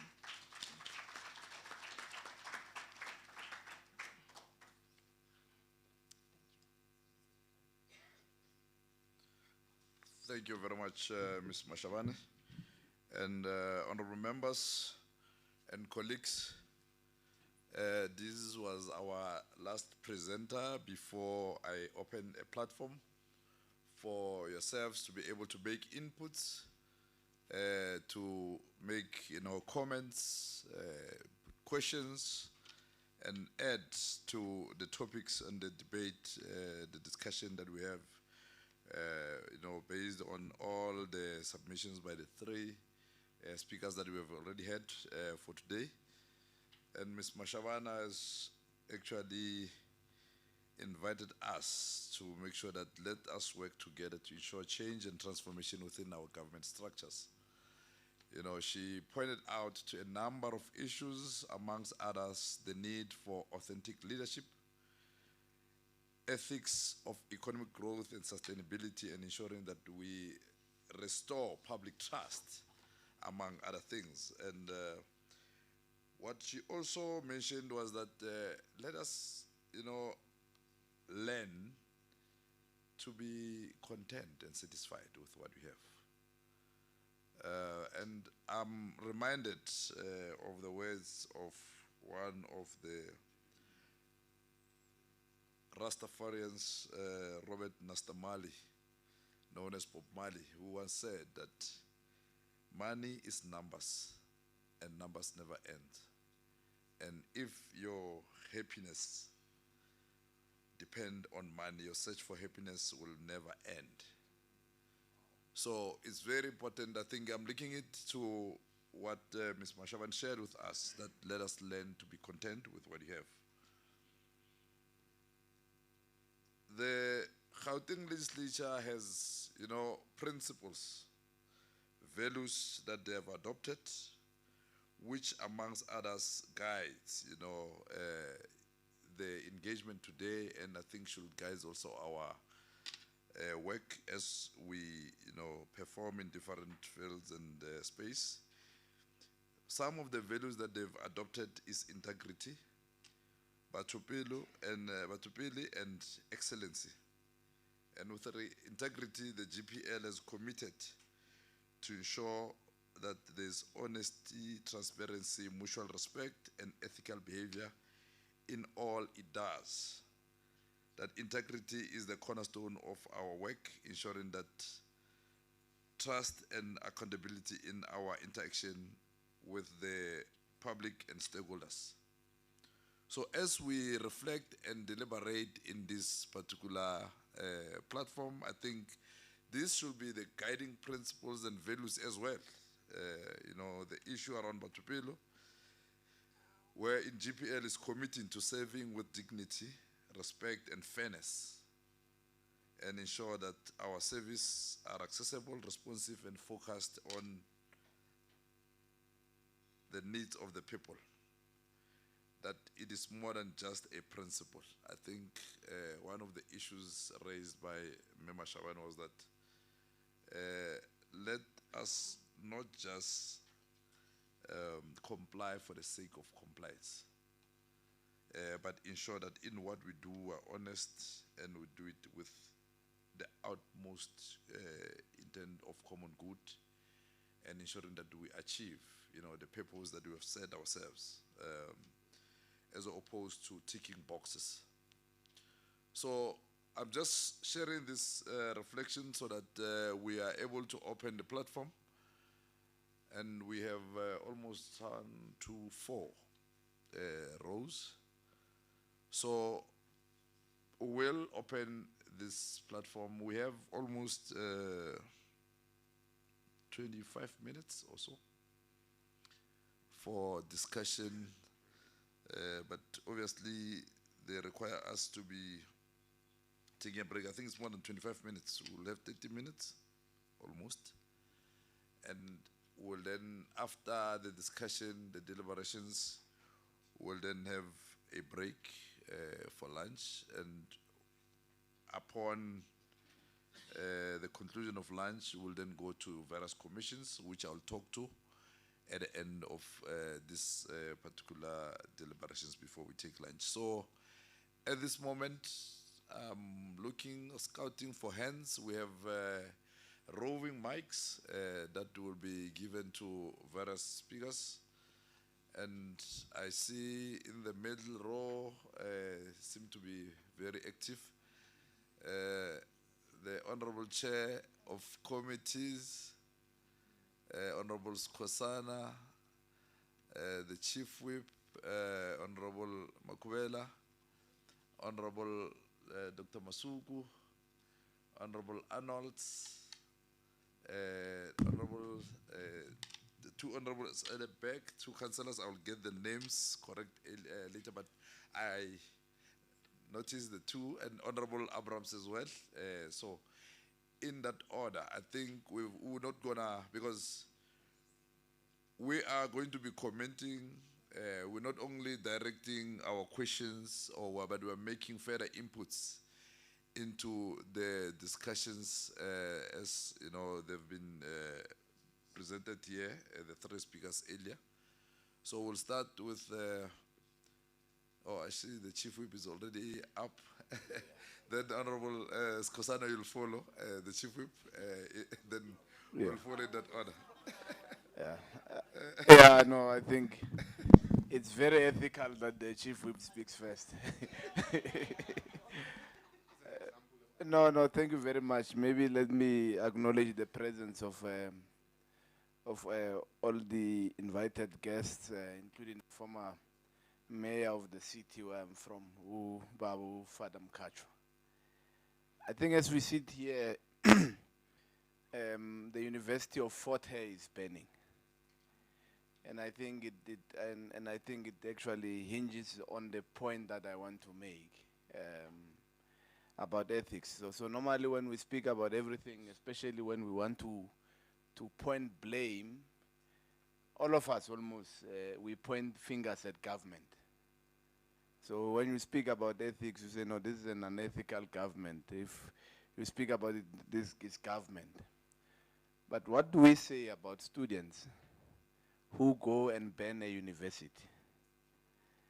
They ban a university because of the university says no, they are owing fees. And in the very same breath, when you read the report which was presented by the former Minister of Higher Education, which says that most of those who are on NFSAS, every year they change courses. So meaning after 6 years, one person has been funded by NFSAS and then they've changed courses 6 times. And every time NFSAS must fund them. What do we say about that? Where is the ethics? And then if university says, no, we need to pull the plug because you are literally blocking the space for other recipients to be able to receive this help that government is giving to those who can afford, then you ban a university. Well, what do we call that? I think, Fadam Kachwa, you'll remember, in your tenure as the executive mayor, you welcomed BMW, not far from Soshanguve, in Kalinen. So they built a plant in Kalinen, and they decided that no, they'll employ almost over 20,000 people who live around the surrounding areas. So one day there was a change of government. And then the party that came in said the statement that the speaker has just made about luxury cars. Says, no, we're going to stop all luxury cars. We don't want luxury cars. Little did the person know that these cars were actually, the city were buying these 3 series cars on the basis that they are built in Tswane and on the basis that they support, local jobs in the particular area, right? But then the easiest thing to say is that these are just luxury cars. These people are driven in luxury sedans, without interrogating that these cars are built in the very same city that these people are driving in. This BMW is employing 20,000 of our people in Soshanguve. It has actually built a school and a clinic that our people go to. So sometimes when we say some of these things for applause without literally getting deeper into these things, it can be a problem. I was having a debate about the current Matlanga Commission and the parliamentary inquest into what is happening. And I said to that person that this is a sign that the fact that you have a country that is able to actually ensure that there are commissions to actually investigate some of these things, it means we still have a democracy at work. This thing is not hidden. For instance, let me give you a simple example. Okay, let me sit down. I think the bishop says you must pray for me. And it's unethical what we're saying. I'm saying that we're not going to win, maybe in closing, we're not going to win on this particular issue if the matter of ethics does not even start with citizens. They are representatives of municipalities. If you have a problem that the city can afford to maintain water pipes because residents are not paying their services. I mean, in the city of Johannesburg, for instance, they come with a report, the former MMC, to say the entire Soweto says it's not going to pay for its services. It's just a few that are paying for their services. How will the city be able to maintain its water infrastructure and electricity infrastructure? So it's a matter of us inculcating this ethics, not just on the leadership, but on the citizens itself as a whole. Then you've got a country that you are building. Thank you very much for being patient with me. No, thank you, Chief Whip. Indeed, I have been generous in terms of time. And I think the bishop would have prayed for us before we started. So you would have been covered in the earlier prayer. I'll take Honorable Skosana, and then we'll proceed in that order that I've recognized members. Thank you, Chair. Let me steal this moment and appreciate the presence of my political mentor, Ubaba Ufada Smangaliso Mkachwa, who Baba, umfana kaMalaza le Akaville, Malahleni, who was protector when we were arrested by cops who will run away to the church, and the cops were not allowed to get into the church during the uprisings, 1985. We've survived a lot of bullets and survived a lot of harm from the apartheid regime at that time. Some of our colleagues died. We were trained by Jackson Mthembu, and you were our mentor in the church. So Soshanguve must not claim you, because I claim you first in Mpumalanga. Quickly coming to the subject of the matter today on ethics, let me appreciate the presentation by Ms. Mashawana and say it's a very touchy subject, and the presentation was also equally appealing to our conscience. What I want to talk about is ethics in a country where there is officiated economic isolation of the majority. How do you achieve quantifiable success of ethical conduct in a country where there is complete economic isolation of the majority, where the economy at a level of almost 90% is occupied by a minority of less than 7% of the population, whereas 92% of the population are economic spectators in the society, and you come and you reflect innocently, obliviously, to the state, to the essential state of affairs of the country.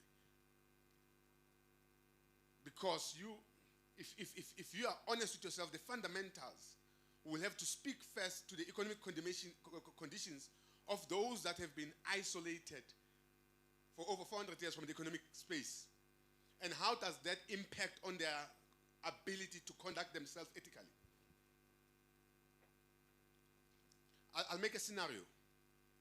You have 3 private sector medical hospitals who dominate 87% of the private sector market. And the same people, they own a large chunk of medical aid schemes. And you have those people presiding from end to end of the value chain and deciding the price of medicine and deciding the price of medical cost. And if such people have got such capacity, there is no way they are not able to invite and lobby the Minister of Health to pass a particular legislation in their interest. I dare you, there is no way they don't have that capacity. But in various spaces where we get to engage with these as oversight practitioners, we are oblivious to the perpetual impact of economic racialized isolation of black people from the economy. And the indicators today are such that if you come from a racialized country like myself, and I hope most of us are from here, are such that predominantly when you talk about ethics and unethical conduct, it is black people that are reflected there. But nobody takes time to analyze and quantify the impact of economic racial isolation of that. And if we don't speak to that, we have not laid the foundation to begin to preside and judge successfully. If we're genuine about improving the ethical conduct of our law enforcers and our lawmakers and our government officials, are we alive to the impact of the economic isolation? And second to that, the other serious concern is the silence of our scholars on such a matter. Our scholars invite us to various lectures in various universities. Last month I was in Cape Town. We had a situation where we were taught on how to do proper oversight. If the academia and scholars are going to protect their salaries and not confront issues and come and teach us about ethics and being oblivious to such the impact of economic isolation, then we have a serious problem. Because we are here as legislators to draw information that will assist us to go and make legislation that will improve the conditions of our people. An oversight,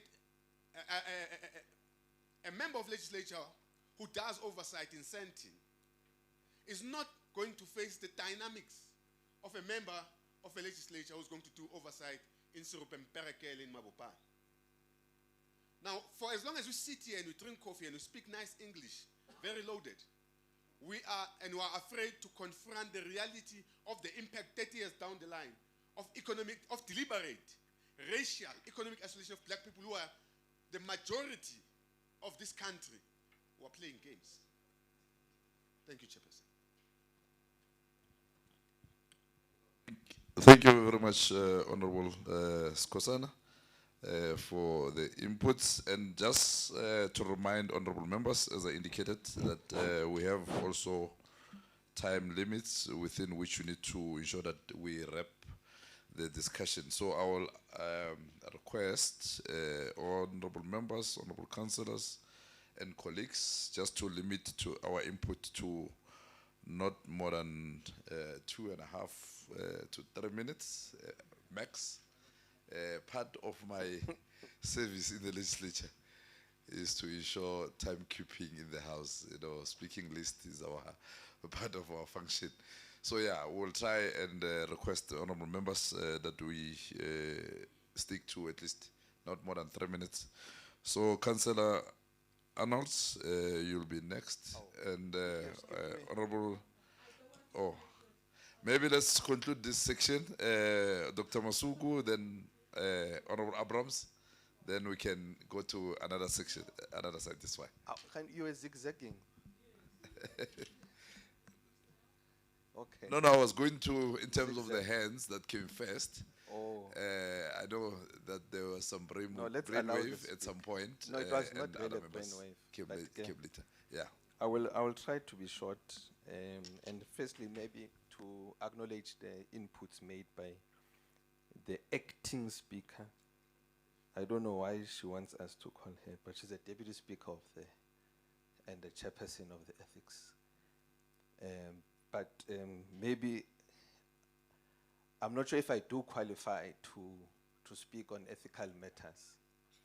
And maybe my input will be mainly on disclaimers, so that I make disclaimers. One is that we should be, firstly, not saying the input I'm making promotes unethical behavior or it promotes corruption. But what is important also is the damage that happens with accusations without substance. I'll make an example that is a person who was accused of homicide after a whistleblower was assassinated.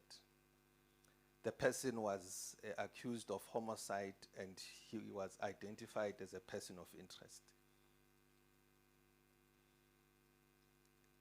And up to now, the Hawks have not come back to the person to say, no, you are no longer, even after they've arrested the culprits. And the court is underway. So the damage of sweeping statements and accusations which don't have substance, are they ethical?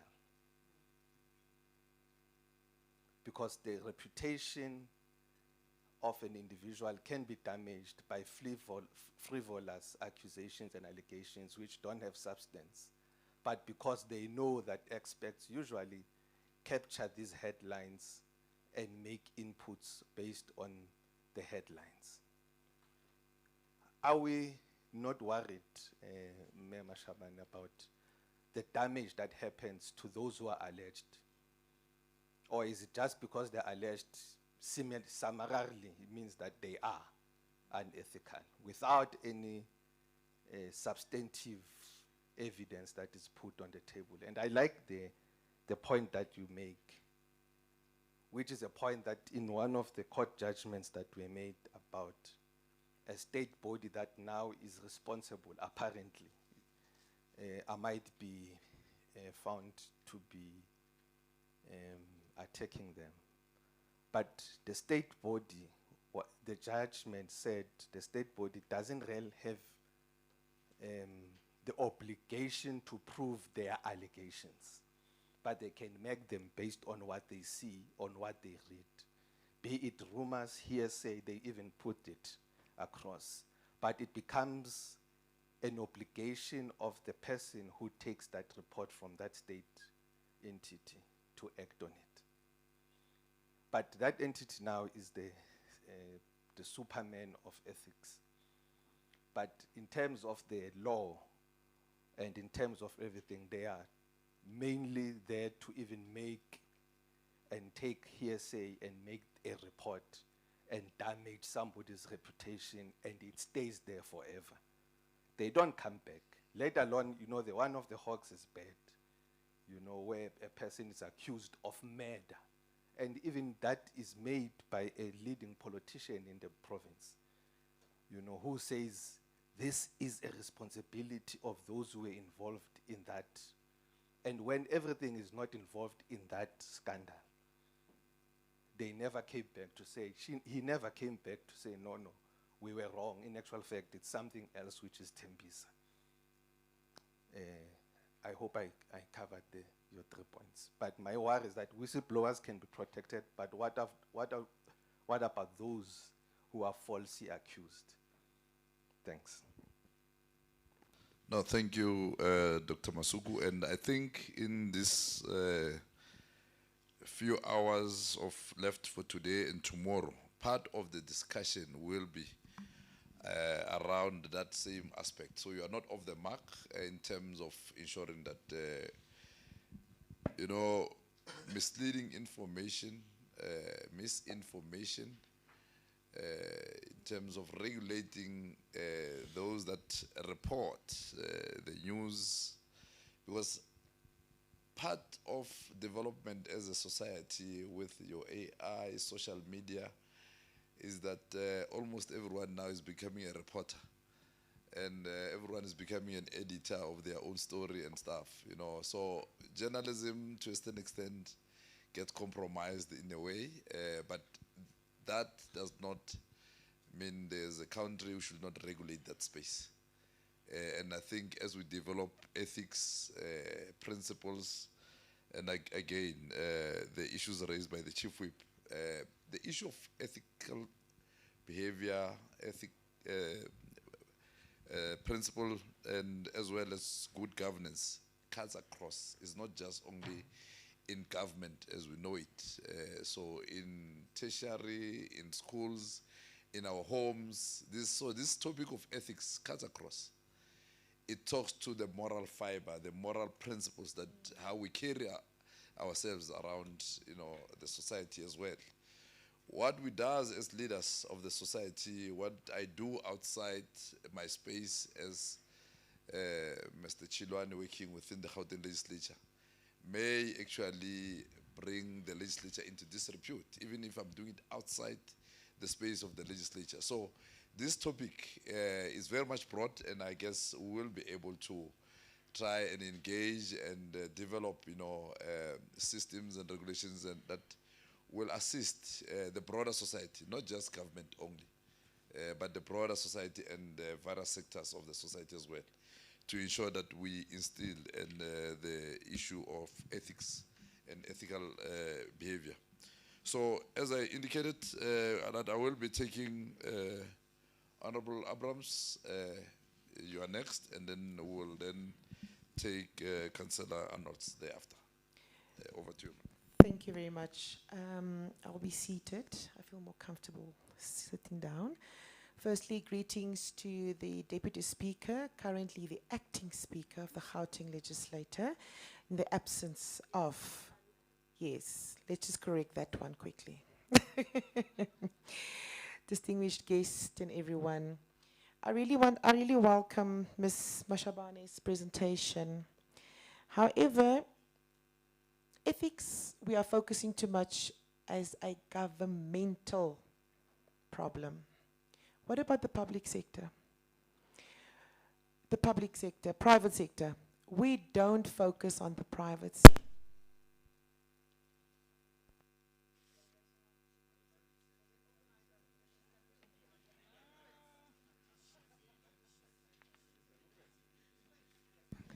Can you assist with the mic? Is it fine? Is it better? Or should I borrow you the current one?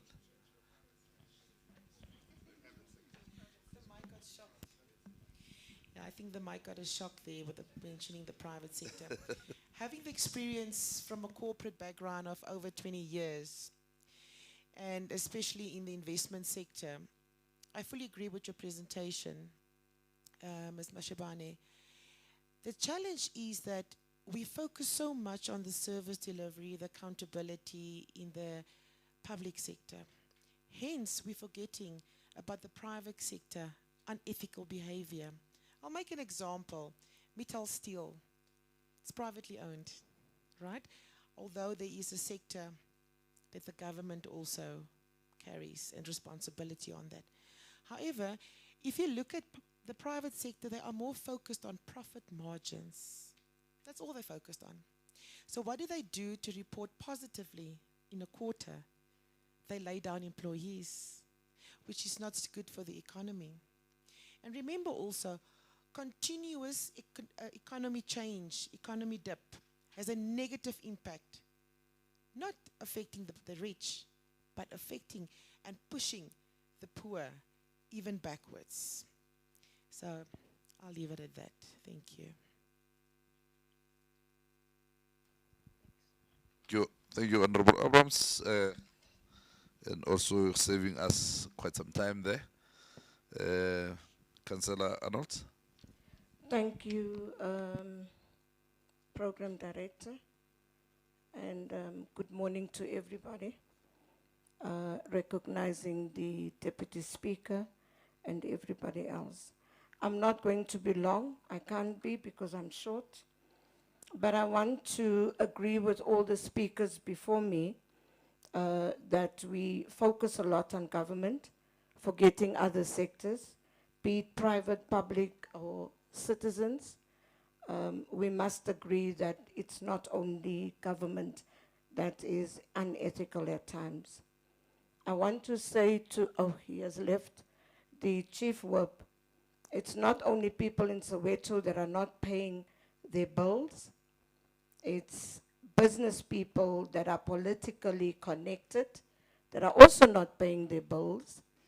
There are people in the legislature that actually, I thought I was going to be killed by them when they did not pay their bills and told me, I'll go to the president, I'll go to the premier, I'll go to whoever if you do not deal with my bill and write off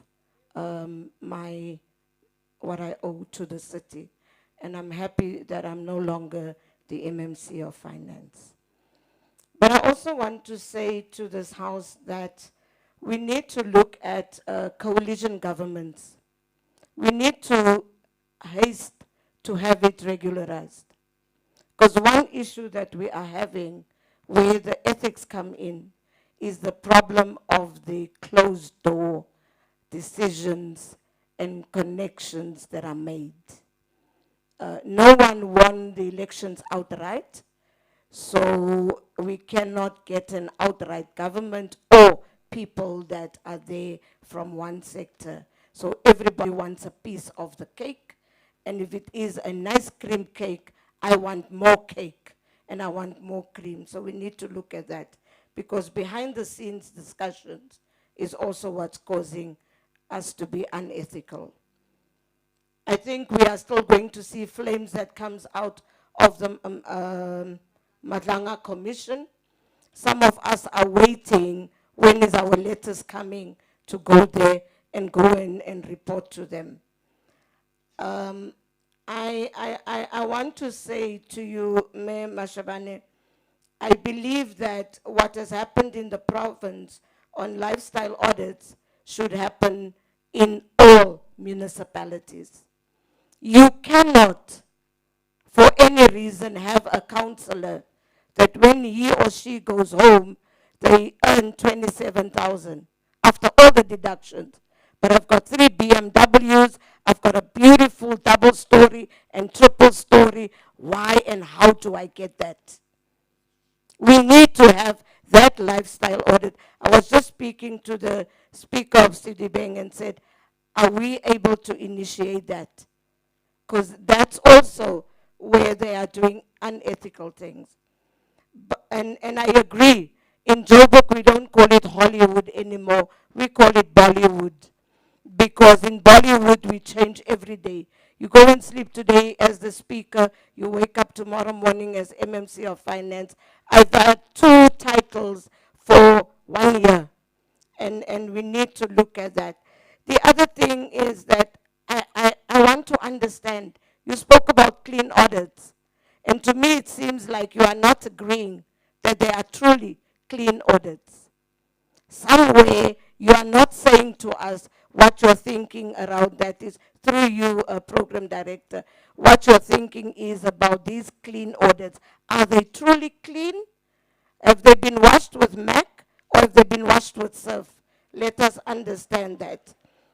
I think I'm going to sit down there and say thank you so much for the opportunity. I thank you.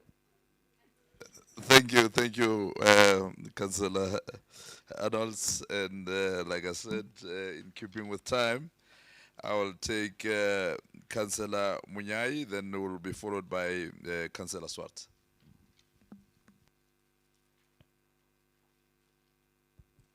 Thank you very much, Program Director. Greetings to the Speaker of the day and all councillors and honorable colleagues. Thank you very much. I'm going to be fast.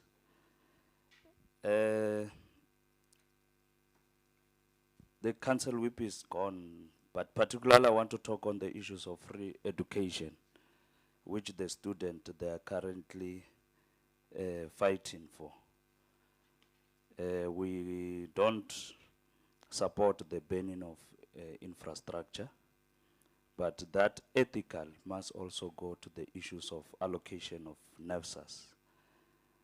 I'm one of the victims that we didn't get that particular NEFSAs because of long processes of wanting things, but you are from the indigent families, but you don't get it. If you get it, some they don't even pay for the accommodation. They end up even dropping out of the institution. So that's where we need to go in and able to check that we need free quality education, not something that will going to be managed by a third party in allocating the funds to the students. I just want to talk about, we're not in a new democracy. The MEC have spoken that we are in a new democracy. It's not a new democracy. South Africa have got more than 30 years. So we cannot be talking about as if we are learning. So corruption in South Africa have increased year after year.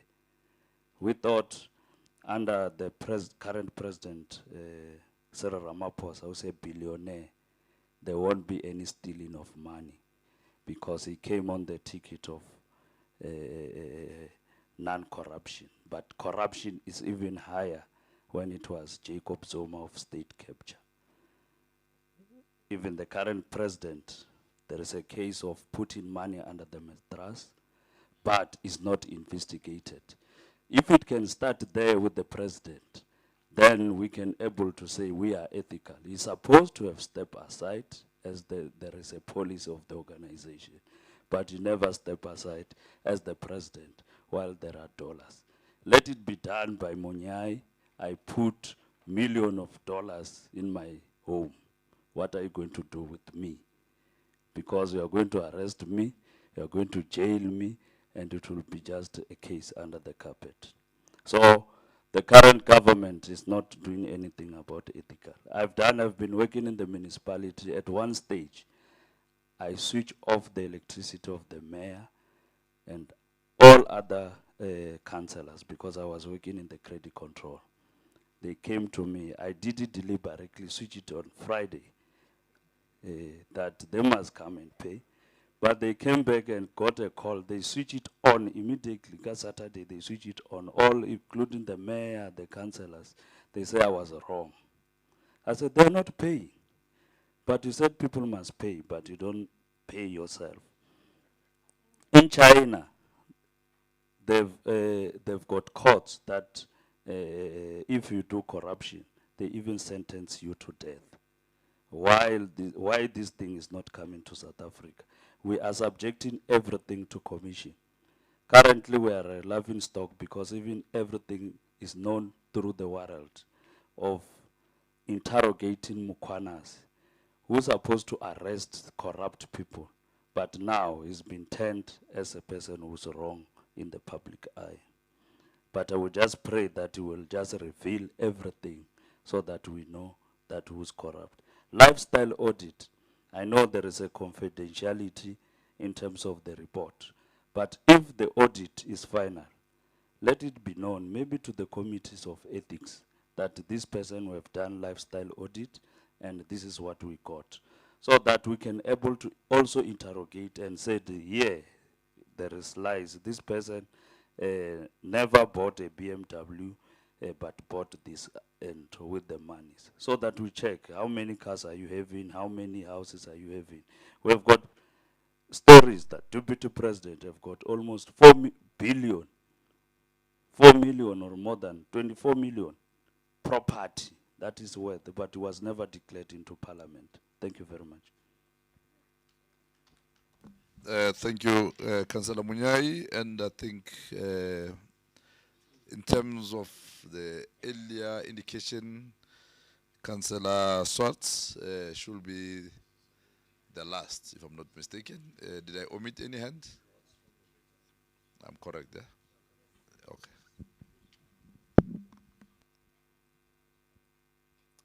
Thank you kindly. Since I'm from a local municipality, I would like to address two issues. But before I do, I just want to say, Ms. Mashabani, I love your dress. Thank you. I do have a problem. We are working in municipalities with public funds. And to me, it's very concerning. If an MM of a local municipality put staff members through lie detector tests to find out who whistleblowers are. That should not happen. And then also, I don't think it's correct that municipalities have unfunded and underfunded mandates, because that ensures that we cannot do proper service delivery in areas that we are mandated to do. Thank you very much. Yeah, I think the last request, like I said, there's brainwave as we proceed. Is Councillor Nyameni from COJ on our right, far right. So that will be the last hand. And I must say, all the issues that have been raised are issues that honorable members and councillors and colleagues will be deliberating on these particular matters during our commissions, and there will be an expectation that when we come back, we should then have, answers ourselves. So we're not only directing these issues to our presenters and Ms. Mashavani, but we need to have answers when we revert back to this particular plenary. But I will talk to the breakaway sessions before we adjourn for lunch. Councillor Nyameni, over to you. Thanks very much, Chair. Let the protocol be observed. I will be in brief, Chair. Chair, I think it's important that we must able to clarify some other issues that concern have been raised. Let me first start with the issue that was raised by Dr. Honorable Masuku Bandile. Edgar. Yes, Edgar. Then, if the investigation finds you innocent with a frivolous allegation that maybe somebody will say something against you, and somebody decided to be mute, not to say anything, it is unethically, then the people that involved in that process, they must be able to clear your name, and a public apology statement must be then be raised, so that everybody must be clear what is happening. When we do about these things, when we protect the whistleblower, and even the victim, the alleged person, after the investigation, if his name is being cleared, the record, the statement must be clear, must be out, so that everything can be clear, so that nobody must feel not safe or be intimidated whatsoever the case may be. Secondly, with the issue of unethically regarding the service delivery, it is important to note, leadership, that no, some of the infrastructure that we are at currently is because of the aging infrastructure. It will be unethical if we don't acknowledge and address such issues, because the issue that we're having, we are sitting at the backlog of the aging infrastructure, where we say that no, we need to upgrade our infrastructure. Hence now, there will be an instance where you will find people that were inconvenienced of not having water. But then the municipality must have mechanism in place so that they can able to address, so the residents, the business people can be able to get water. Thanks very much. Let me pause, sir. Thank you very much, honorable members and colleagues. My time is 1 o'clock exactly, and you did very well in terms of ensuring that we conclude this item within the time that has been provided to us. So we'll be breaking for lunch, but before that, honorable members and colleagues are invited to a group photo. There will be colleagues that will be guiding us in terms of where we're going, using the same exit at the back. And the colleagues will guide us. And then from there, we'll be going to Pumulong, where lunch will be served. And after lunch, colleagues and honorable members will then be expected to join different commissions. And as we indicated earlier, some of the commissions will touch on the issues that were raised here. And the first commission, just to give yourself, as you enjoy lunch, time to also adjust and prepare in terms of the topic that you are going to be involved in or making inputs at. We have the first session, that is the commission that will be engaging on thou shalt not cheat government, moral compliance and religious formations. So that will be at Silverleaf room where we are now. That is the venue that we're in now. The commission will be led by the chair of committees, Honorable Adams, Bishop Adams. And members in that commission will be Honorable Mkwanazi, Honorable Masuku, Honorable Mudikeng, Honorable Swartz, Honorable Arnolds, Honorable Nkoko, Mr. Mahlangu, Mr. Halshazen, Honorable Mnyameni, Father Mukachwa, Advocate Mudau. They will all serve in that commission. We also have colleagues that will assist these commissions in terms of the technical aspect of the work, that's scribing and ensuring that you also assisted in all the administrative needs that the commission might require. So there are colleagues that will support the commission.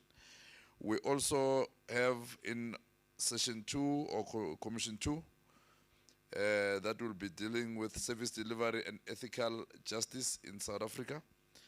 Their venue will be Jacaranda Breakaway. You will be directed immediately. So we'll come back here. I think it's better so that you are directed properly to the other venues. That's Jacaranda Breakaway Room, which will be led by Honorable Abrams.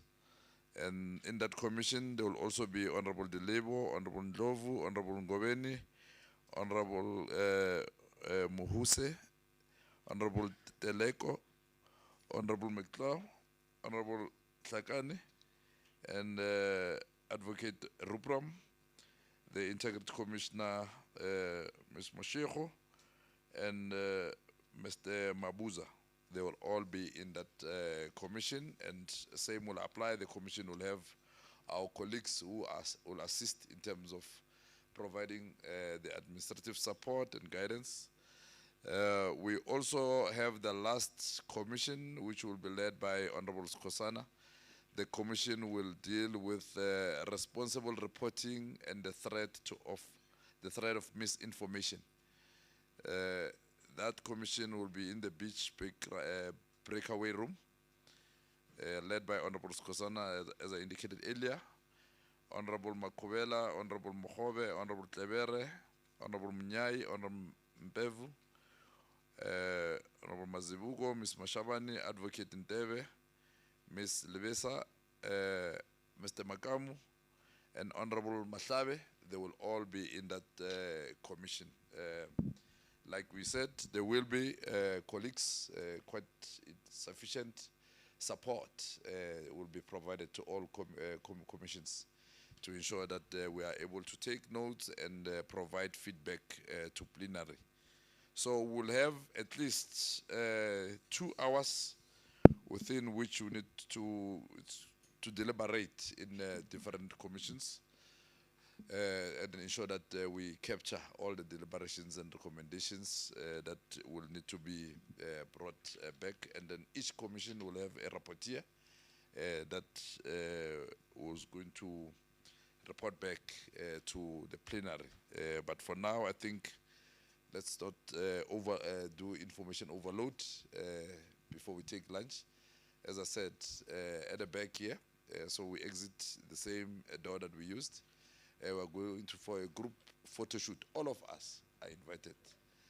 There's no discrimination. But like we said, this is a safe space, so our deliberations should be free of any fear or prejudice. Let us open up and ensure that we together provide solutions to the challenges that are facing our country, our province, and our municipalities in Gauteng. Lunch is served. Thank you very much. The session is adjourned for now.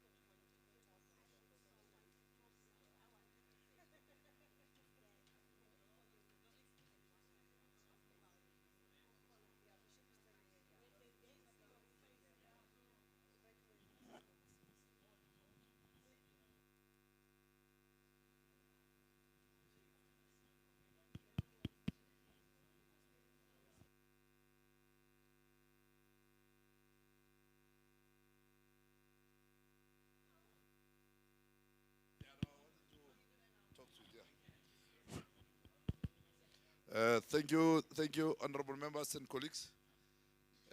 We are back from lunch. Like I said, after this, we are going straight to the breakaway sessions. We have 3 commissions and 3 breakaway rooms. The first group will be taking this one. That is the commission led by Bishop Adams, and the group commission that goes to Jacaranda. Yes, so we're going to use this exit, the back door. I'm not sure why. It's a bit closer. It's a bit closer. On the left, it's Jacaranda. So as you exit here, you are facing it. It will be on your left, and then on the right is the beach breakaway room. Yeah. So our colleagues that have been allocated to different commissions can also follow the same team. What we'll do, there will be other colleagues that are going to clarify and explain how each commission will operate in terms of scribers, the rapporteurs, and each commission will have 5 minutes when they come back to plenary, to give feedback from the commission. So the notes need to be nicely captured and to the point. So yeah, you are released to your breakaway sessions. Thank you.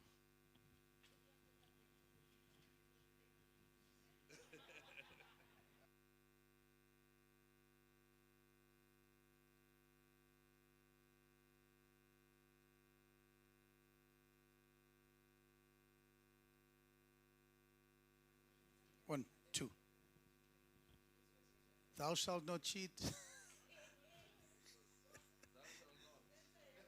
That's the 11th commandment. Yeah, with me. Yeah. Yeah. We are going to have church. Yeah.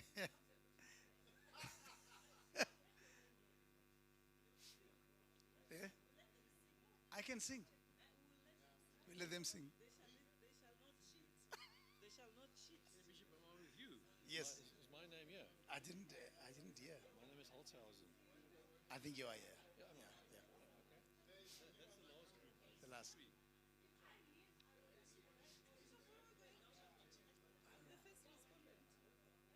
We staying here. We're staying. We with friends. So it's. Because we must tell them not to cheat. They're innocent. And we're going to tell them. You can sit this side. You and Father Mkacha also responded, ne? Mkacha. Yeah, please. Yeah, you sit here. If you are in this commission, thou shalt not cheat, you can maybe come forward. Maybe it's too far. You can reverse, retreat back later, please.